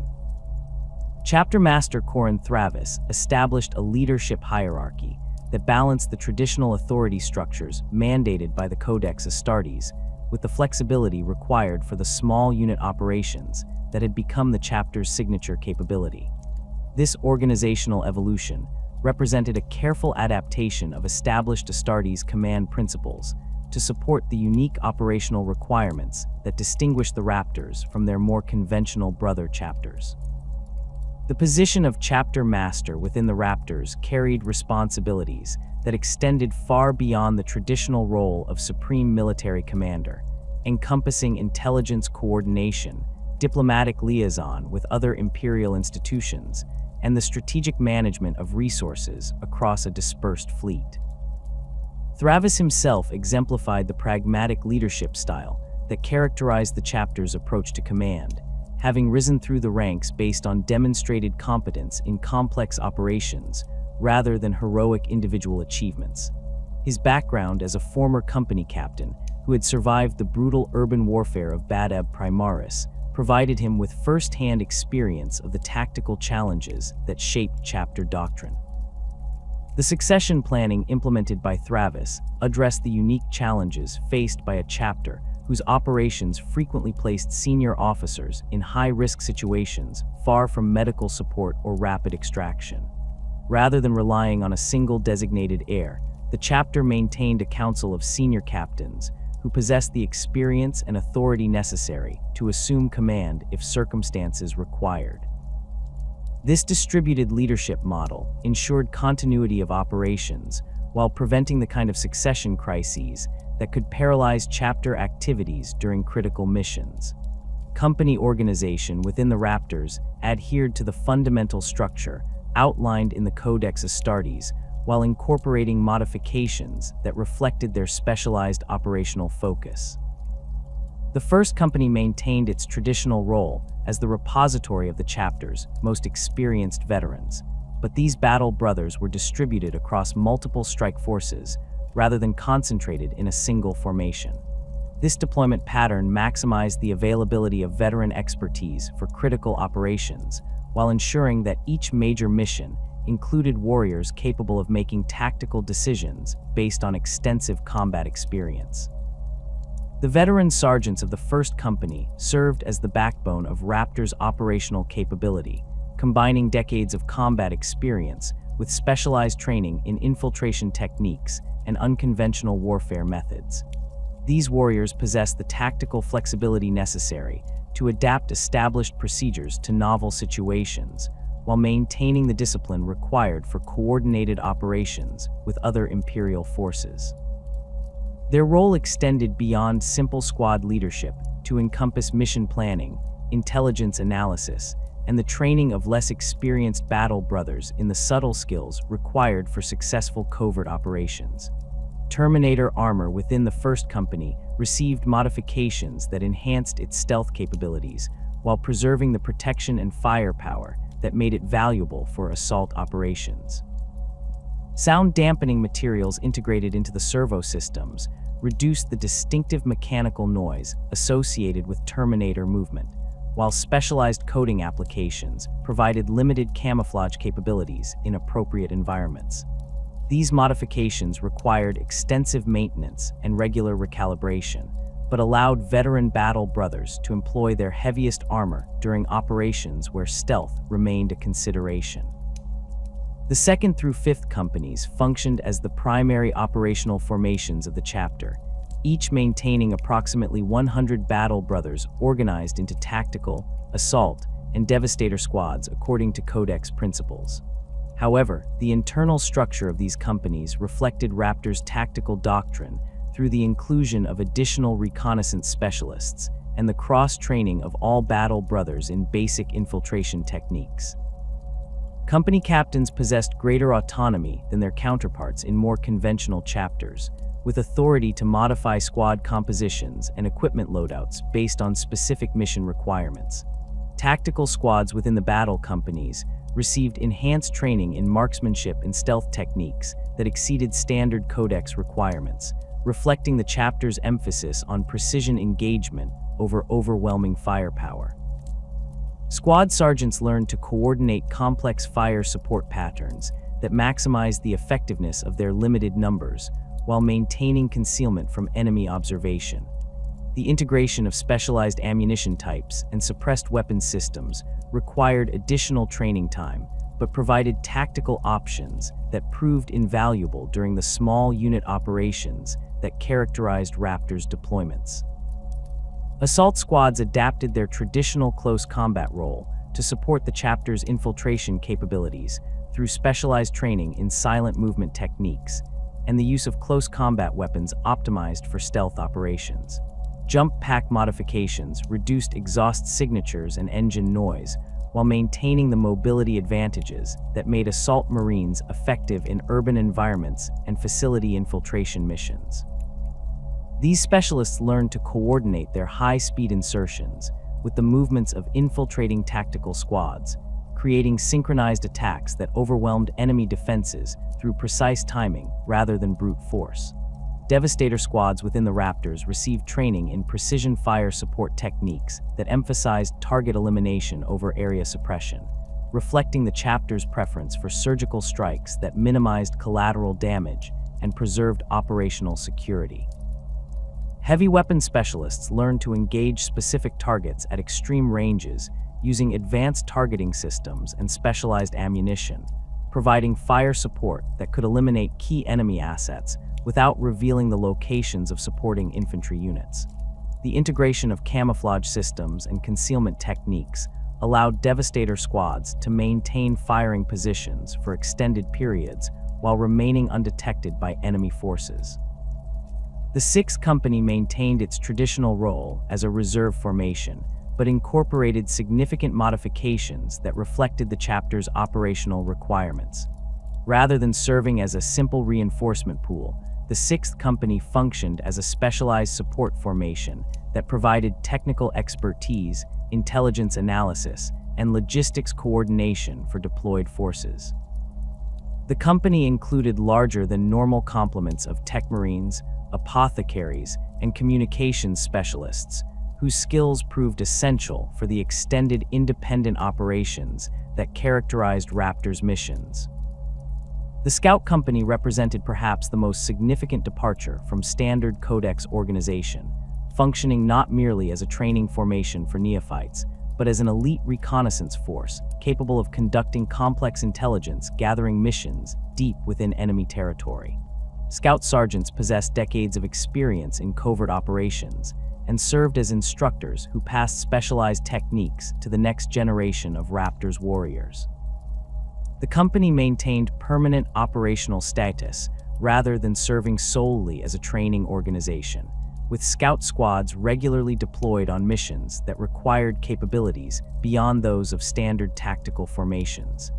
Neophyte training within the Scout Company emphasized individual initiative and problem-solving ability to a degree that exceeded the requirements of most other chapters. Scout trainees learned to operate independently for extended periods while maintaining communication with their parent units and adapting to changing tactical situations without direct supervision. This training philosophy reflected the reality that Raptors' forces often operated in small groups far from higher command authority, requiring every battle brother to possess the judgment and flexibility necessary for independent decision-making. The role of chaplains within the Raptors evolved to address the unique spiritual and psychological challenges faced by warriors who spent much of their service operating under false identities or in morally ambiguous situations. These spiritual leaders provided guidance that helped battle brothers maintain their sense of purpose and identity while fulfilling missions that sometimes required deception or collaboration with questionable allies in service of larger imperial objectives. The chaplains adapted traditional Astartes spiritual practices to support the mental discipline required for extended covert operations. Master of Sanctity, Caster Vane established counseling protocols that addressed the psychological stresses associated with long-term infiltration missions and the moral complexities that arose during intelligence-gathering operations.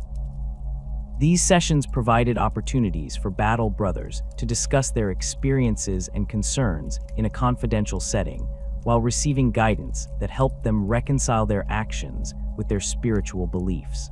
The chaplains learned to recognize the warning signs of psychological deterioration that could affect warriors forced to maintain false identities for extended periods.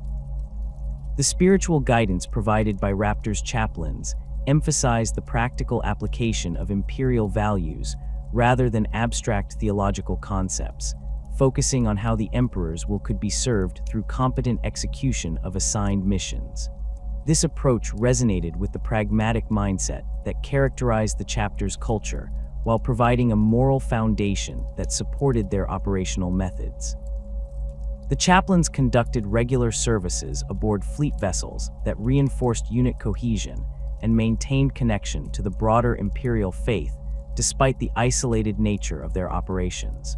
Chaplain training within the Raptors included instruction in psychology and counseling techniques that exceeded the requirements of most other chapters, reflecting their expanded role in maintaining the mental health of battle brothers operating under unique stresses. These spiritual leaders learned to identify and address the specific challenges faced by warriors engaged in covert operations, including the difficulty of maintaining personal relationships, the moral ambiguity of deception-based missions, and the psychological isolation that could result from extended periods operating under false identities. The integration of librarians into Raptors' operations required careful consideration of how psychic abilities could support covert missions without compromising operational security through the distinctive warp signatures that accompanied the use of psychic powers. Chief Librarian Nikona Sharokin developed protocols that maximized the intelligence-gathering potential of psychic abilities, while minimizing the risk of detection by enemy psychers or warp-sensitive monitoring equipment. These procedures required extensive training and practice to execute effectively while maintaining the stealth that characterized Raptors' operations. Psychic reconnaissance techniques developed by Raptors librarians emphasized subtle information gathering over dramatic displays of psychic power, utilizing abilities such as telepathic communication and precognitive awareness to support tactical operations. These techniques required precise control and extensive practice to avoid the psychic emanations that could alert enemy forces to the presence of Imperial psychers. The librarians learned to operate their abilities at minimal power levels that provided useful intelligence while remaining below the threshold of detection by most enemy monitoring systems. The coordination between librarians and conventional intelligence gathering assets created comprehensive reconnaissance capabilities that exceeded what either could achieve independently. Psychic abilities provided insights into enemy intentions and emotional states that complemented the tactical intelligence gathered through traditional observation and electronic surveillance. This integrated approach required careful coordination to avoid conflicts between different intelligence sources, while maximizing the accuracy and completeness of operational intelligence. Librarian training within the Raptors included extensive instruction in stealth techniques and conventional reconnaissance methods, ensuring that these specialists could operate effectively alongside non-psychic personnel during joint missions. The psychic warriors learned to suppress their natural psychic emanations through meditation and mental discipline techniques that reduced their detectability while maintaining access to their abilities when tactical situations required their use. This training proved challenging for many librarians who had learned to rely heavily on their psychic abilities during their initial instruction. The tactical employment of librarian abilities during Raptors operations focused on force multiplication rather than direct combat applications, utilizing psychic powers to enhance the effectiveness of conventional forces rather than serving as primary weapon systems. Telepathic communication provided secure coordination between dispersed units operating under communications blackout conditions, while precognitive abilities helped identify potential threats and opportunities before they became apparent through conventional means. These applications required subtle use of psychic powers that avoided the dramatic manifestations typically associated with librarian combat techniques. The relationship between the Raptors and their parent chapter, the Raven Guard, has remained one of the strongest and most enduring connections within the broader Adeptus Astartes, transcending the typical bonds that exist between progenitor and successor chapters. This relationship extends far beyond shared genetic heritage to encompass active intelligence sharing, tactical coordination, and mutual support that has proven invaluable to both chapters throughout their respective histories. The ongoing collaboration reflects the practical wisdom of Chapter Master Corin Thravis and his Raven Guard counterpart, who recognized that their similar operational methods and shared challenges created natural opportunities for beneficial cooperation. The intelligence networks maintained by both chapters have evolved into a sophisticated information sharing arrangement that provides each organization with access to reconnaissance data and threat assessments covering vast regions of Imperial space. Raptors scout teams operating in the Segmentum Solar regularly transmit their findings to Raven Guard intelligence analysts on Deliverance, while Raven Guard reconnaissance forces provide the Raptors with detailed assessments of enemy activities in sectors where the fleet-based chapter lacks permanent presence. This arrangement has proven particularly valuable for tracking the movements of Chaos warbands and identifying emerging threats before they can establish significant footholds in Imperial territory. The technical specifications of the communication systems employed for inter-chapter intelligence sharing reflect the sophisticated encryption and security measures necessary to protect sensitive operational information from enemy interception.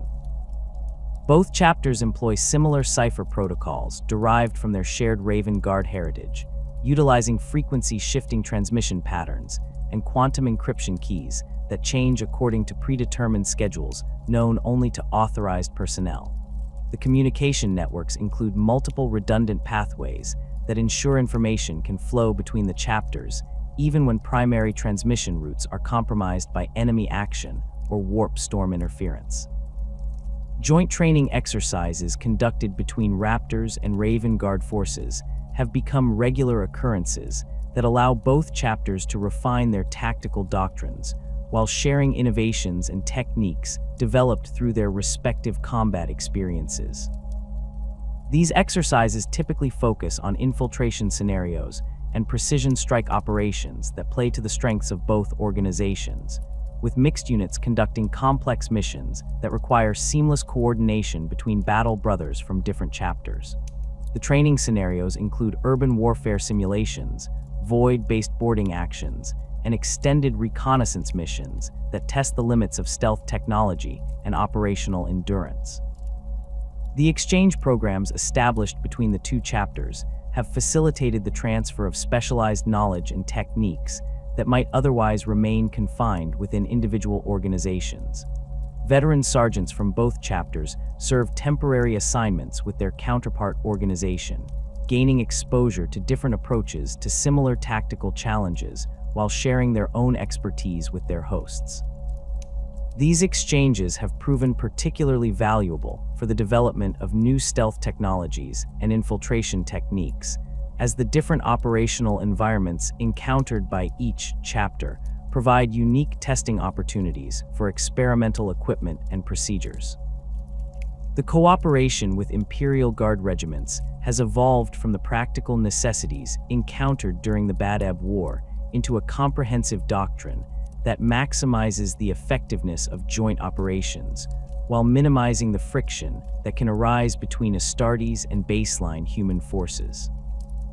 The Raptors have developed extensive liaison protocols that address the cultural and practical challenges of coordinating with Guard units, recognizing that successful collaboration requires understanding and respect for the capabilities and limitations of conventional Imperial military forces.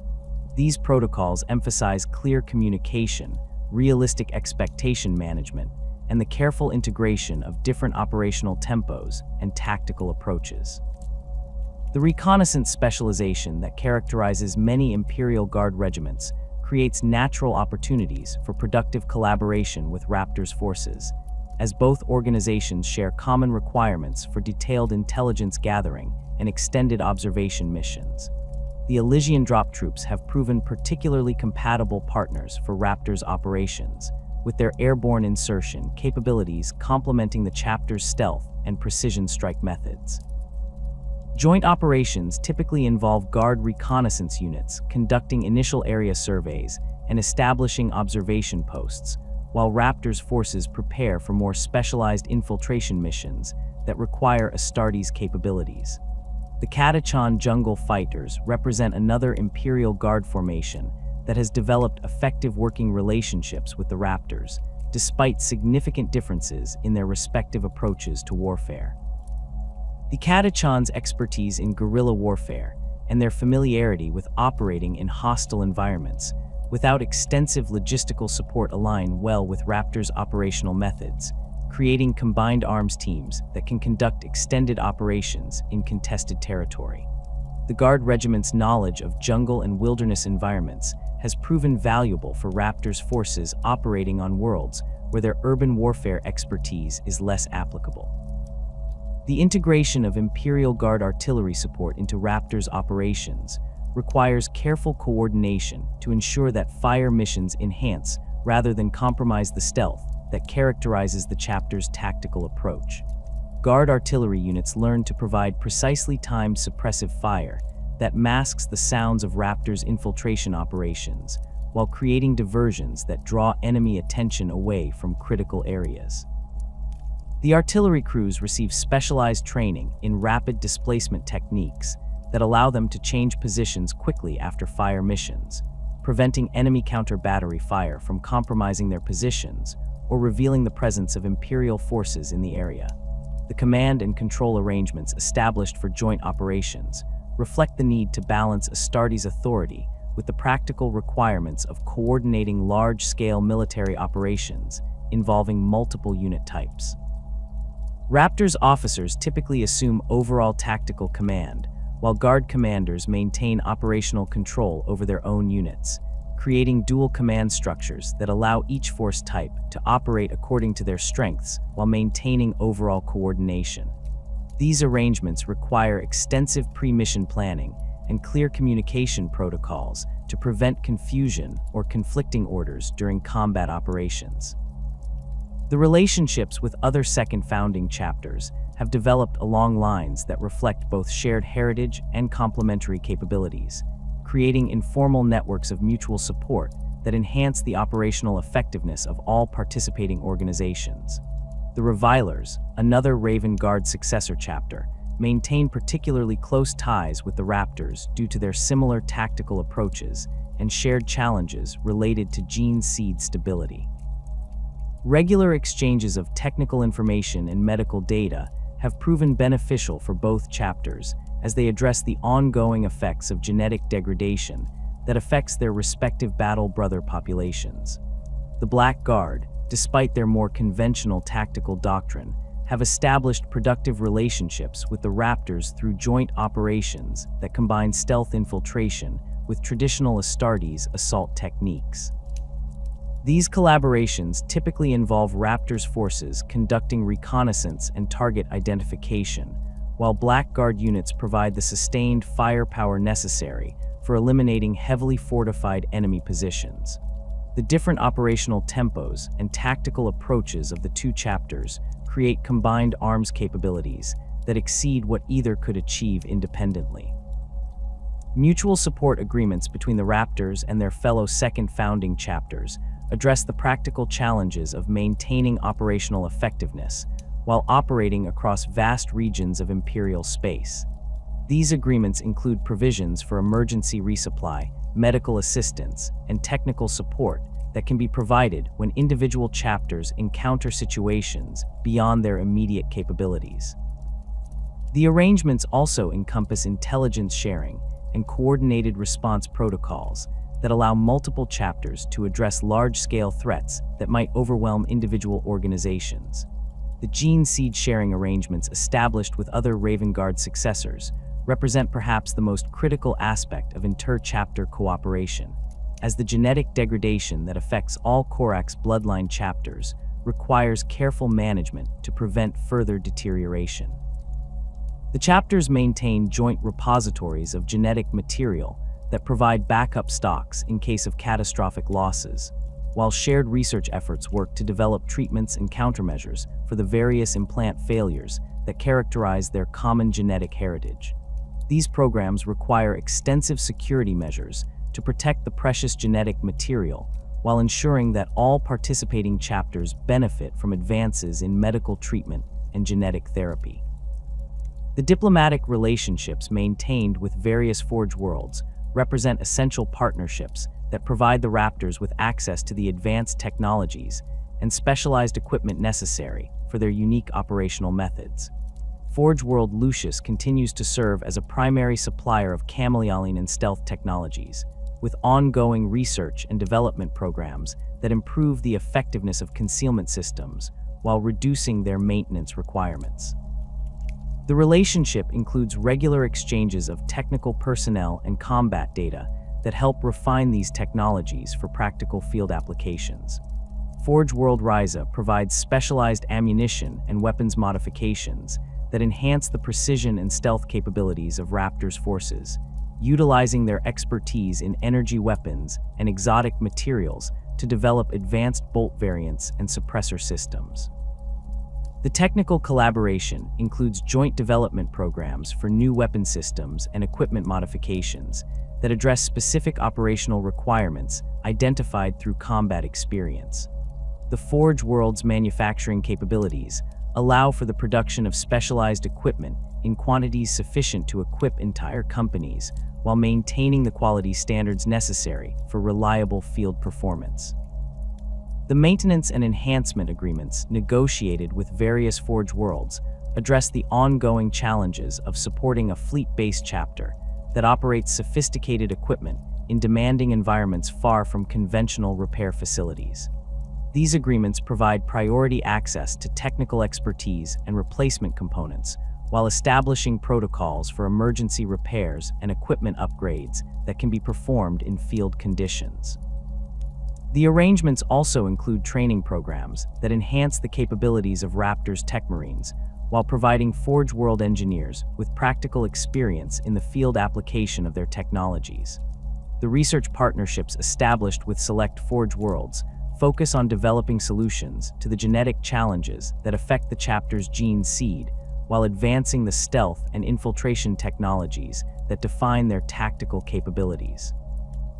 These collaborations require careful balance between the Mechanicus' desire for technological advancement and the chapter's need to maintain operational security regarding their specialized methods and equipment.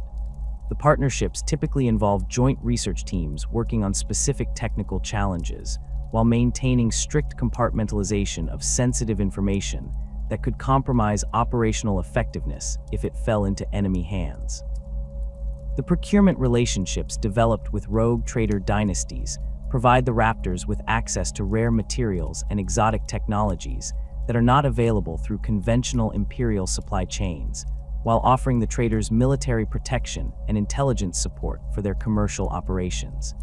These arrangements require careful management to avoid conflicts with other Imperial institutions, while maintaining the operational security essential for chapter missions. The relationships typically involve specific service agreements that clearly define the obligations and benefits for both parties, while providing flexibility to address changing circumstances and opportunities. The intelligence networks maintained through rogue trader contacts provide valuable information about threats and opportunities in regions beyond the normal reach of Imperial intelligence services, while the traders benefit from the protection and reconnaissance capabilities that Raptors forces can provide for their expeditions. These arrangements have proven particularly valuable for identifying emerging Xenos threats and chaos incursions in frontier regions, where conventional Imperial forces maintain limited presence. The information gathered through these networks often provides early warning of threats that might otherwise develop into major security challenges for the broader Imperium. The genetic legacy inherited from the Raven Guard has cast a long shadow over the Raptors throughout their millennia of service, manifesting in progressive deterioration of critical implants that threatens the very foundation of the chapter's existence. The gene seed degradation that began with Corvus Corax's desperate experiments on deliverance during the Horus Heresy has continued to manifest in increasingly severe forms, affecting not only the Mucranoid and Becher's gland implants that had shown early signs of dysfunction, but spreading to other critical organs that maintain Astartes' physiological superiority. The catalepsian node, responsible for regulating sleep patterns and allowing battle brothers to remain alert during extended operations, has begun showing signs of instability in approximately 30% of the chapter's warriors. The failure of the catalepsian node creates significant operational challenges for a chapter whose tactical doctrine relies heavily on extended surveillance missions and prolonged infiltration operations. Battle brothers affected by this degradation experience disrupted sleep cycles that can lead to fatigue-related errors during critical missions, while the inability to enter the shallow sleep state that normally allows Astartes to remain partially aware of their surroundings compromises their effectiveness during long-term reconnaissance assignments. The medical staff has documented cases where affected warriors have suffered complete exhaustion during missions that would normally present no endurance challenges for healthy Astartes physiology.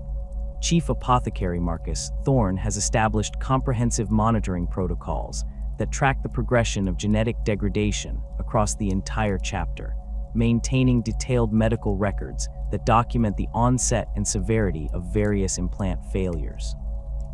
The data collected through these efforts reveals disturbing patterns that suggest the degradation is accelerating with each successive generation of gene seed, indicating that the chapter faces an existential crisis that cannot be resolved through conventional medical intervention. The apothecaries have identified genetic markers that appear to predict which battle brothers are most likely to experience implant failures, allowing for some degree of preventive care and mission assignment modification.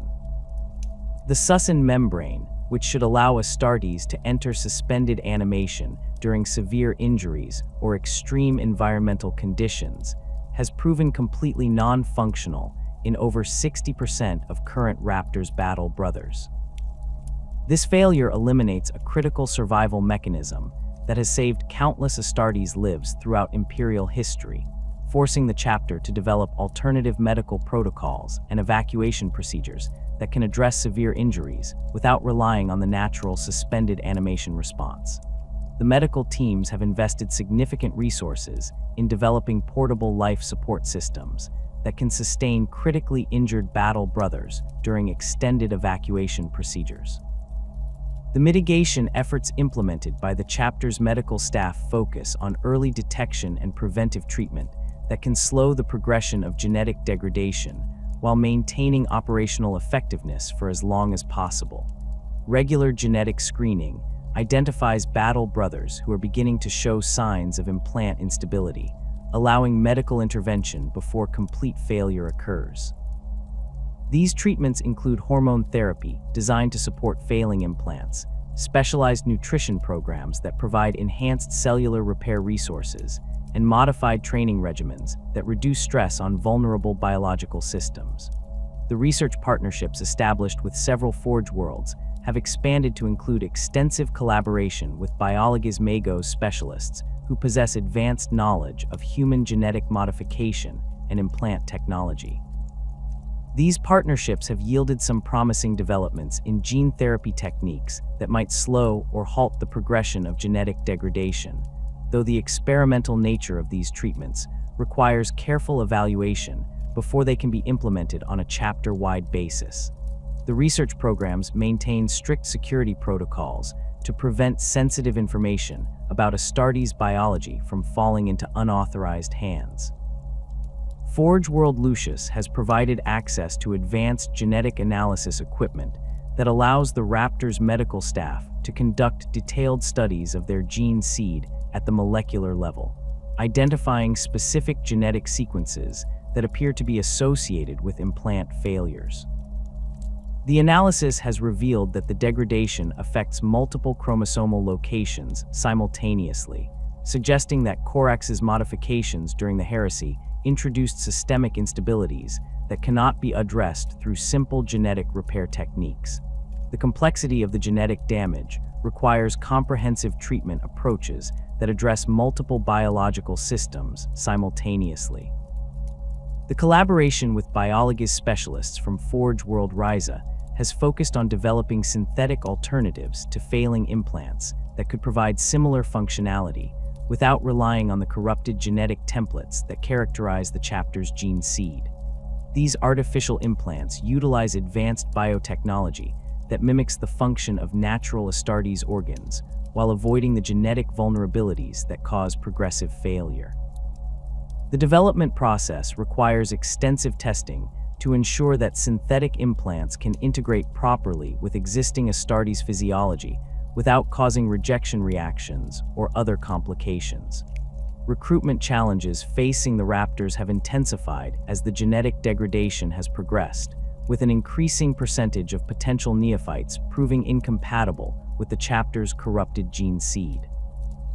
The success rate for implantation procedures has declined from the standard 90% achieved by most chapters to approximately 60%, forcing the recruitment networks to identify and evaluate significantly larger numbers of candidates to maintain even minimal replacement levels. The reduced success rate places additional strain on the chapter's resources while limiting their ability to expand or even maintain current strength levels. The selection criteria for potential recruits have evolved to emphasize genetic compatibility over traditional measures of physical prowess or mental aptitude, as candidates who might otherwise prove excellent Astartes material may be rejected due to genetic incompatibilities that would result in implant failure. The screening process now includes detailed genetic analysis that can identify potential compatibility issues before beginning the expensive and time-consuming implantation procedures. These genetic tests require sophisticated equipment and trained personnel that must be maintained across multiple recruitment worlds, significantly increasing the complexity and cost of the recruitment process. The psychological evaluation procedures implemented during recruitment have expanded to address the unique challenges faced by battle brothers who may experience implant failures during their service careers. Potential neophytes undergo extensive testing to identify individuals who possess the mental resilience necessary to cope with progressive physical deterioration while maintaining their effectiveness as warriors.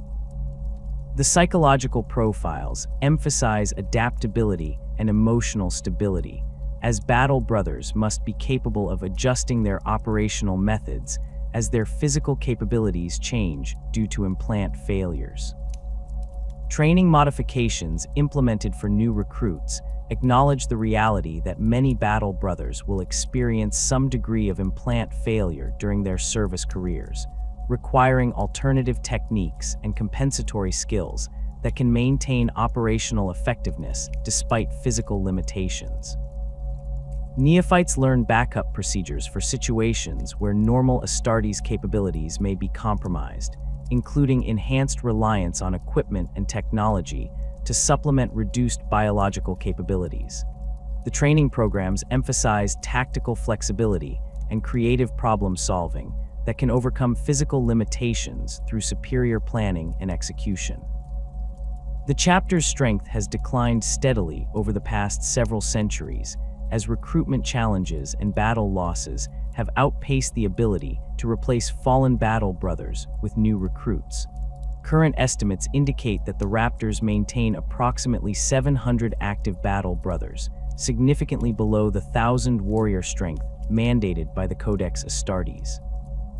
The reduced numbers force difficult decisions about deployment priorities and mission acceptance, as the chapter must carefully balance their operational commitments against their available personnel resources. Company organization has adapted to accommodate reduced personnel strength through the consolidation of understrength units and the cross-training of specialists to fill multiple roles within reduced formations. Several companies now operate with fewer than 80 battle brothers instead of the standard 100, requiring tactical modifications that can maintain effectiveness despite numerical disadvantages. The leadership has implemented flexible organizational structures that can adapt to changing personnel levels while preserving essential capabilities across all operational specializations. The recruitment networks established across multiple worlds have expanded their scope to include populations that might not traditionally be considered for Astartes recruitment, as the chapter's desperate need for compatible candidates has forced them to explore alternative population sources. These efforts include outreach to feral world populations whose genetic isolation might have preserved compatibility with ancient gene seed templates, as well as investigations into the descendants of ancient Imperial Guard regiments whose genetic heritage might include markers that enhance compatibility with Raven Guard genetic material. The doctrinal debates that have emerged within the chapter reflect fundamental disagreements about how to address the challenges posed by genetic degradation and reduced operational strength. Conservative elements within the leadership argue for strict adherence to established Codex Astartes principles, maintaining that deviation from proven organizational structures and tactical doctrines would compromise the chapter's effectiveness and potentially lead to censure from other imperial institutions. These traditionalists emphasize the importance of maintaining Astartes standards and capabilities despite the challenges posed by genetic degradation. Progressive factions within the chapter advocate for significant modifications to traditional Astartes doctrine that could maximize their effectiveness despite reduced numbers and physical limitations.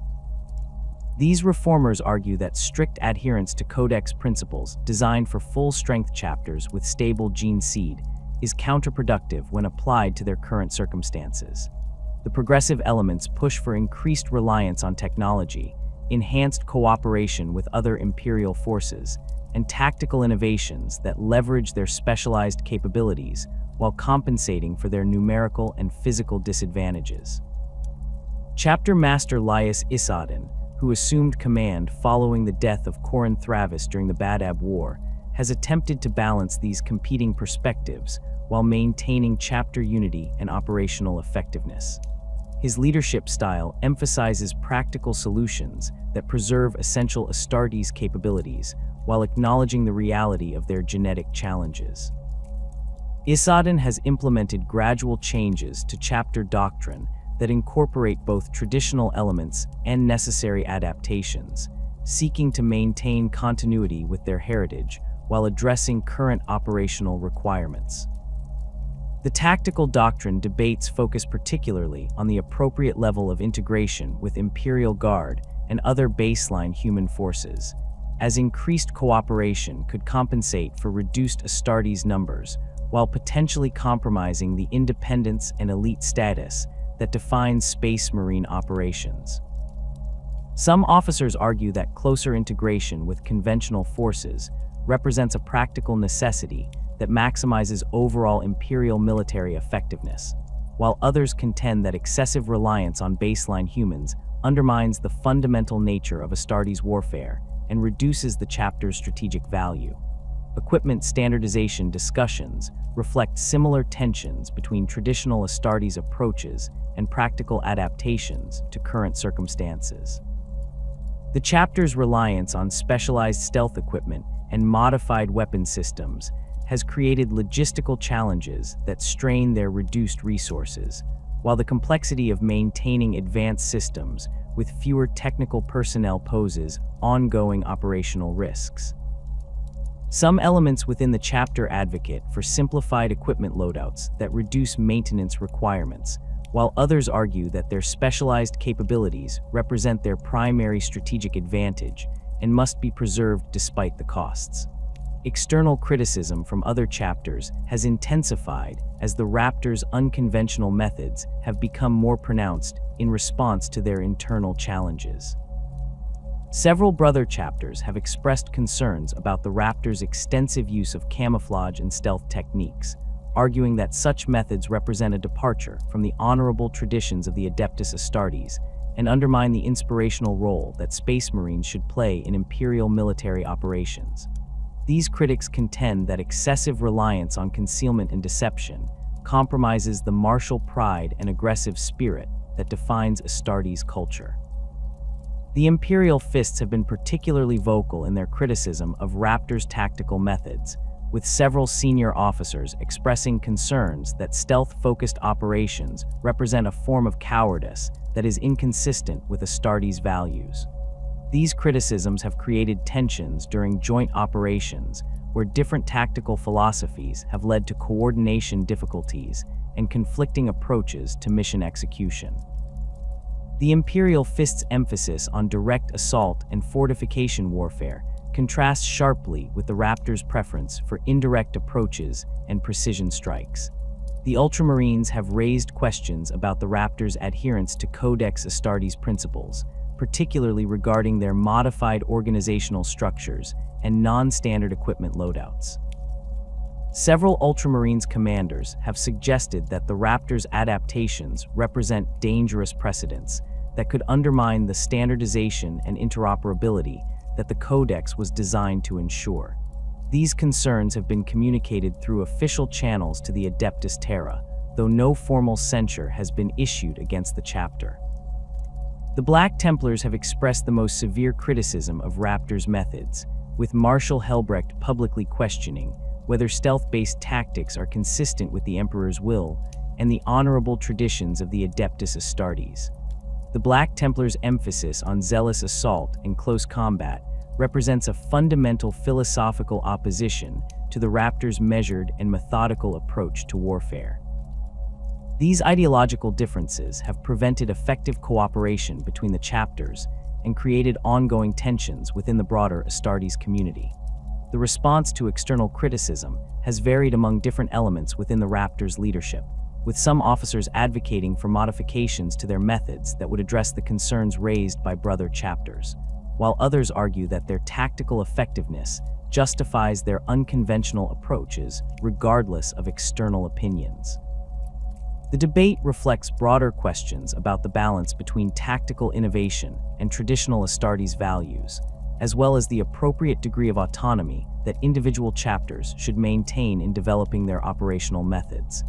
The diplomatic efforts undertaken to address inter-chapter tensions have focused on demonstrating the effectiveness of Raptors' methods through joint operations and shared intelligence that benefits the broader Imperial war effort. Chapter Master Isadin has emphasized that their unconventional tactics serve the Emperor's will through practical results rather than symbolic gestures, arguing that successful mission completion represents the highest form of honor regardless of the methods employed. These diplomatic initiatives have achieved limited success in reducing criticism while maintaining the operational independence necessary for continued effectiveness. The dawn of the 42nd millennium has brought unprecedented challenges and opportunities to the Raptors chapter, as the galaxy-spanning conflicts of the era Indomitus have tested their specialized capabilities while providing new avenues for addressing the genetic degradation that has plagued them for millennia. The return of Primarch Robute Guilliman and the subsequent Indomitus Crusade has fundamentally altered the strategic landscape of Imperial warfare, creating demand for the precise, intelligence-driven operations that have become the Raptors' signature contribution to the Emperor's war machine. The chapter's current deployment status reflects their evolution into one of the Imperium's premier reconnaissance and infiltration forces, with strike forces operating across multiple segmentums simultaneously in support of various Imperial military operations. Strike cruiser Shadowhawk maintains station in the segmentum Solar, where Captain Corvides' forces conduct counterintelligence operations against Chaos infiltrators attempting to establish footholds within the Imperium's heartland.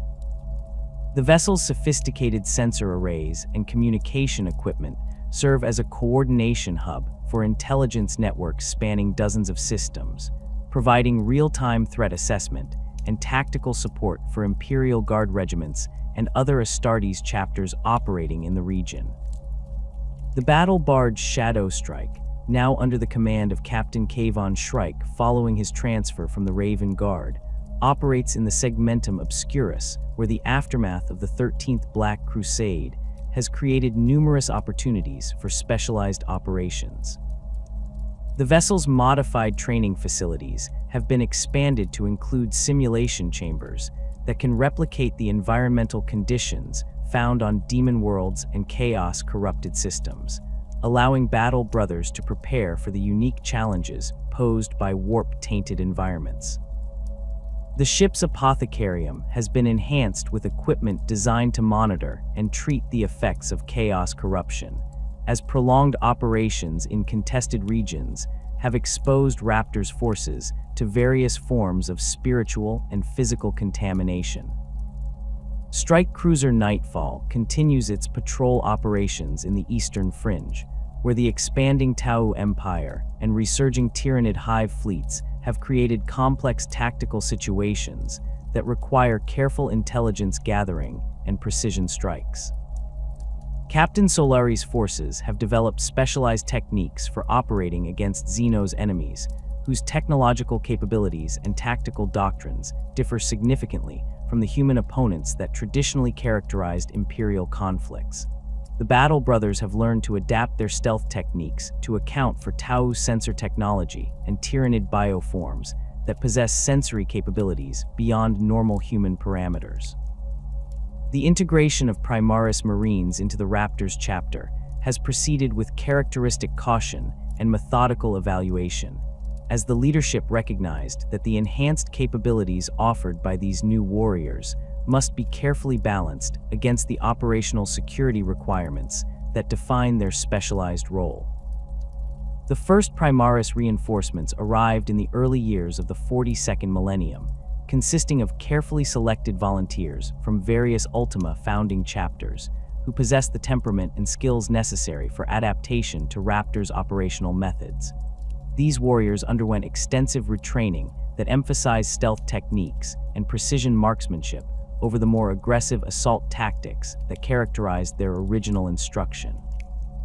The Primaris Marines assigned to the Raptors have proven particularly valuable for operations requiring extended endurance and enhanced physical capabilities, as their improved physiology addresses many of the limitations that have affected the chapter due to genetic degradation.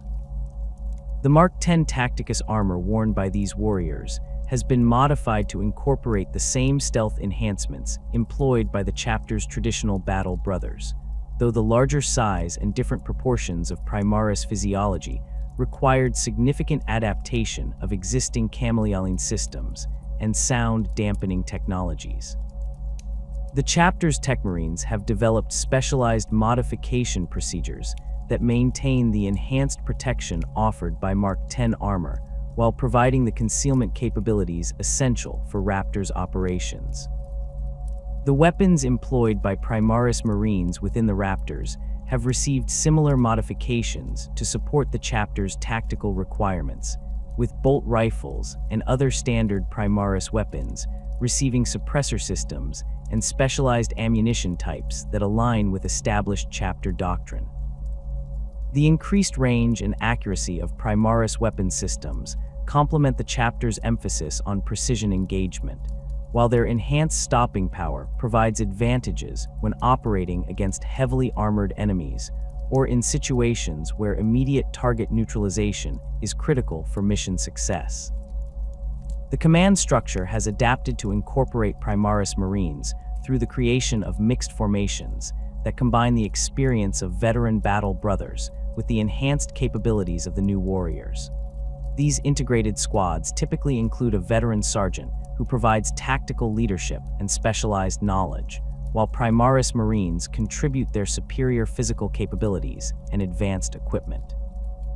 The arrangement has proven effective for operations that require both stealth expertise and enhanced combat capability, though coordination challenges occasionally arise due to differences in training background and tactical approach.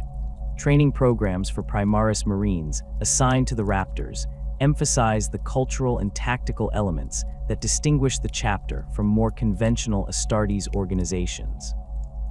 The new warriors learn to suppress their natural inclinations toward direct assault in favor of patient observation and careful planning, while developing the marksmanship skills and equipment maintenance capabilities that characterize Raptors' operations. The training includes extensive instruction in civilian interaction techniques and operational security procedures that enable effective cooperation with Imperial Guard units and other baseline human organizations. The gene seed compatibility between traditional Raptors' genetic material and the enhanced Primaris implants has provided unexpected benefits for addressing the chapter's ongoing genetic challenges. The Belisarian furnace and other Primaris-specific organs appear to function normally when combined with Raven Guard genetic heritage, providing enhanced healing capabilities and improved resistance to the various forms of damage that characterize extended covert operations. The Magnificat organ has shown particular promise for compensating for some of the deficiencies caused by failing traditional implants, though long-term studies continue to evaluate the stability of these combinations. Research collaboration with the Adeptus Mechanicus has intensified following the return of Primarch Guilliman and the subsequent relaxation of certain restrictions on genetic research and modification. Archmagos Biologies calls involvement in the Primaris project has provided access to advanced genetic analysis techniques and experimental treatments that offer potential solutions to the chapter's hereditary genetic problems. The research programs maintain strict security protocols while exploring various approaches to genetic repair and enhancement that could address the root causes of implant failure rather than simply treating the symptoms. The tactical doctrine employed by mixed Primaris and traditional Marine formations has evolved to maximize the complementary capabilities of both warrior types while maintaining the operational security that characterizes Raptors' methods. traditional Marines typically handle initial reconnaissance and infiltration phases of operations, utilizing their extensive experience and specialized equipment to gather intelligence and identify targets. Primaris Marines then provide enhanced firepower and assault capabilities during the execution phase, using their superior physical capabilities to eliminate high-value targets or neutralize heavily defended positions. The fleet modifications necessary to accommodate Primaris Marines and their equipment have required significant investment in expanded facilities and upgraded systems. The larger size of Mark X armor and Primaris weapon systems necessitated modifications to armory spaces and maintenance facilities, while the enhanced physical capabilities of Primaris Marines required adjustments to training areas and recreational facilities. The chapter's Tech Marines have developed modular facility designs that can be reconfigured as the ratio of Primaris to traditional Marines changes over time. The response to Primarch Guilliman's return and the subsequent Indomitus Crusade has positioned the Raptors as valuable assets for the complex military operations that characterize the current Imperial strategic situation. Their intelligence-gathering capabilities and precision strike methods have proven essential for operations against the various threats that have emerged in the wake of the Great Rift's opening. The chapter has provided reconnaissance support for multiple Crusade fleets while conducting independent operations that address specific threats requiring specialized capabilities. The relationship with Primarch Guilliman himself has developed through several direct interactions where Raptors forces have provided intelligence support for strategic planning and threat assessment. The Primarch has expressed appreciation for the chapter's methodical approach to warfare and their emphasis on mission accomplishment over personal glory, recognizing that their capabilities fill critical gaps in the Imperial military structure. These interactions have provided the chapter with enhanced legitimacy and support for their unconventional methods, reducing criticism from other Imperial institutions. The strategic importance of the Raptors has increased significantly as the Imperium faces threats that require sophisticated intelligence gathering and precision operations, rather than the massive military campaigns that characterized earlier periods of Imperial history. The fragmented nature of the post-Great Rift galaxy has created numerous situations where small, highly capable forces can achieve objectives that would require vastly larger conventional military formations.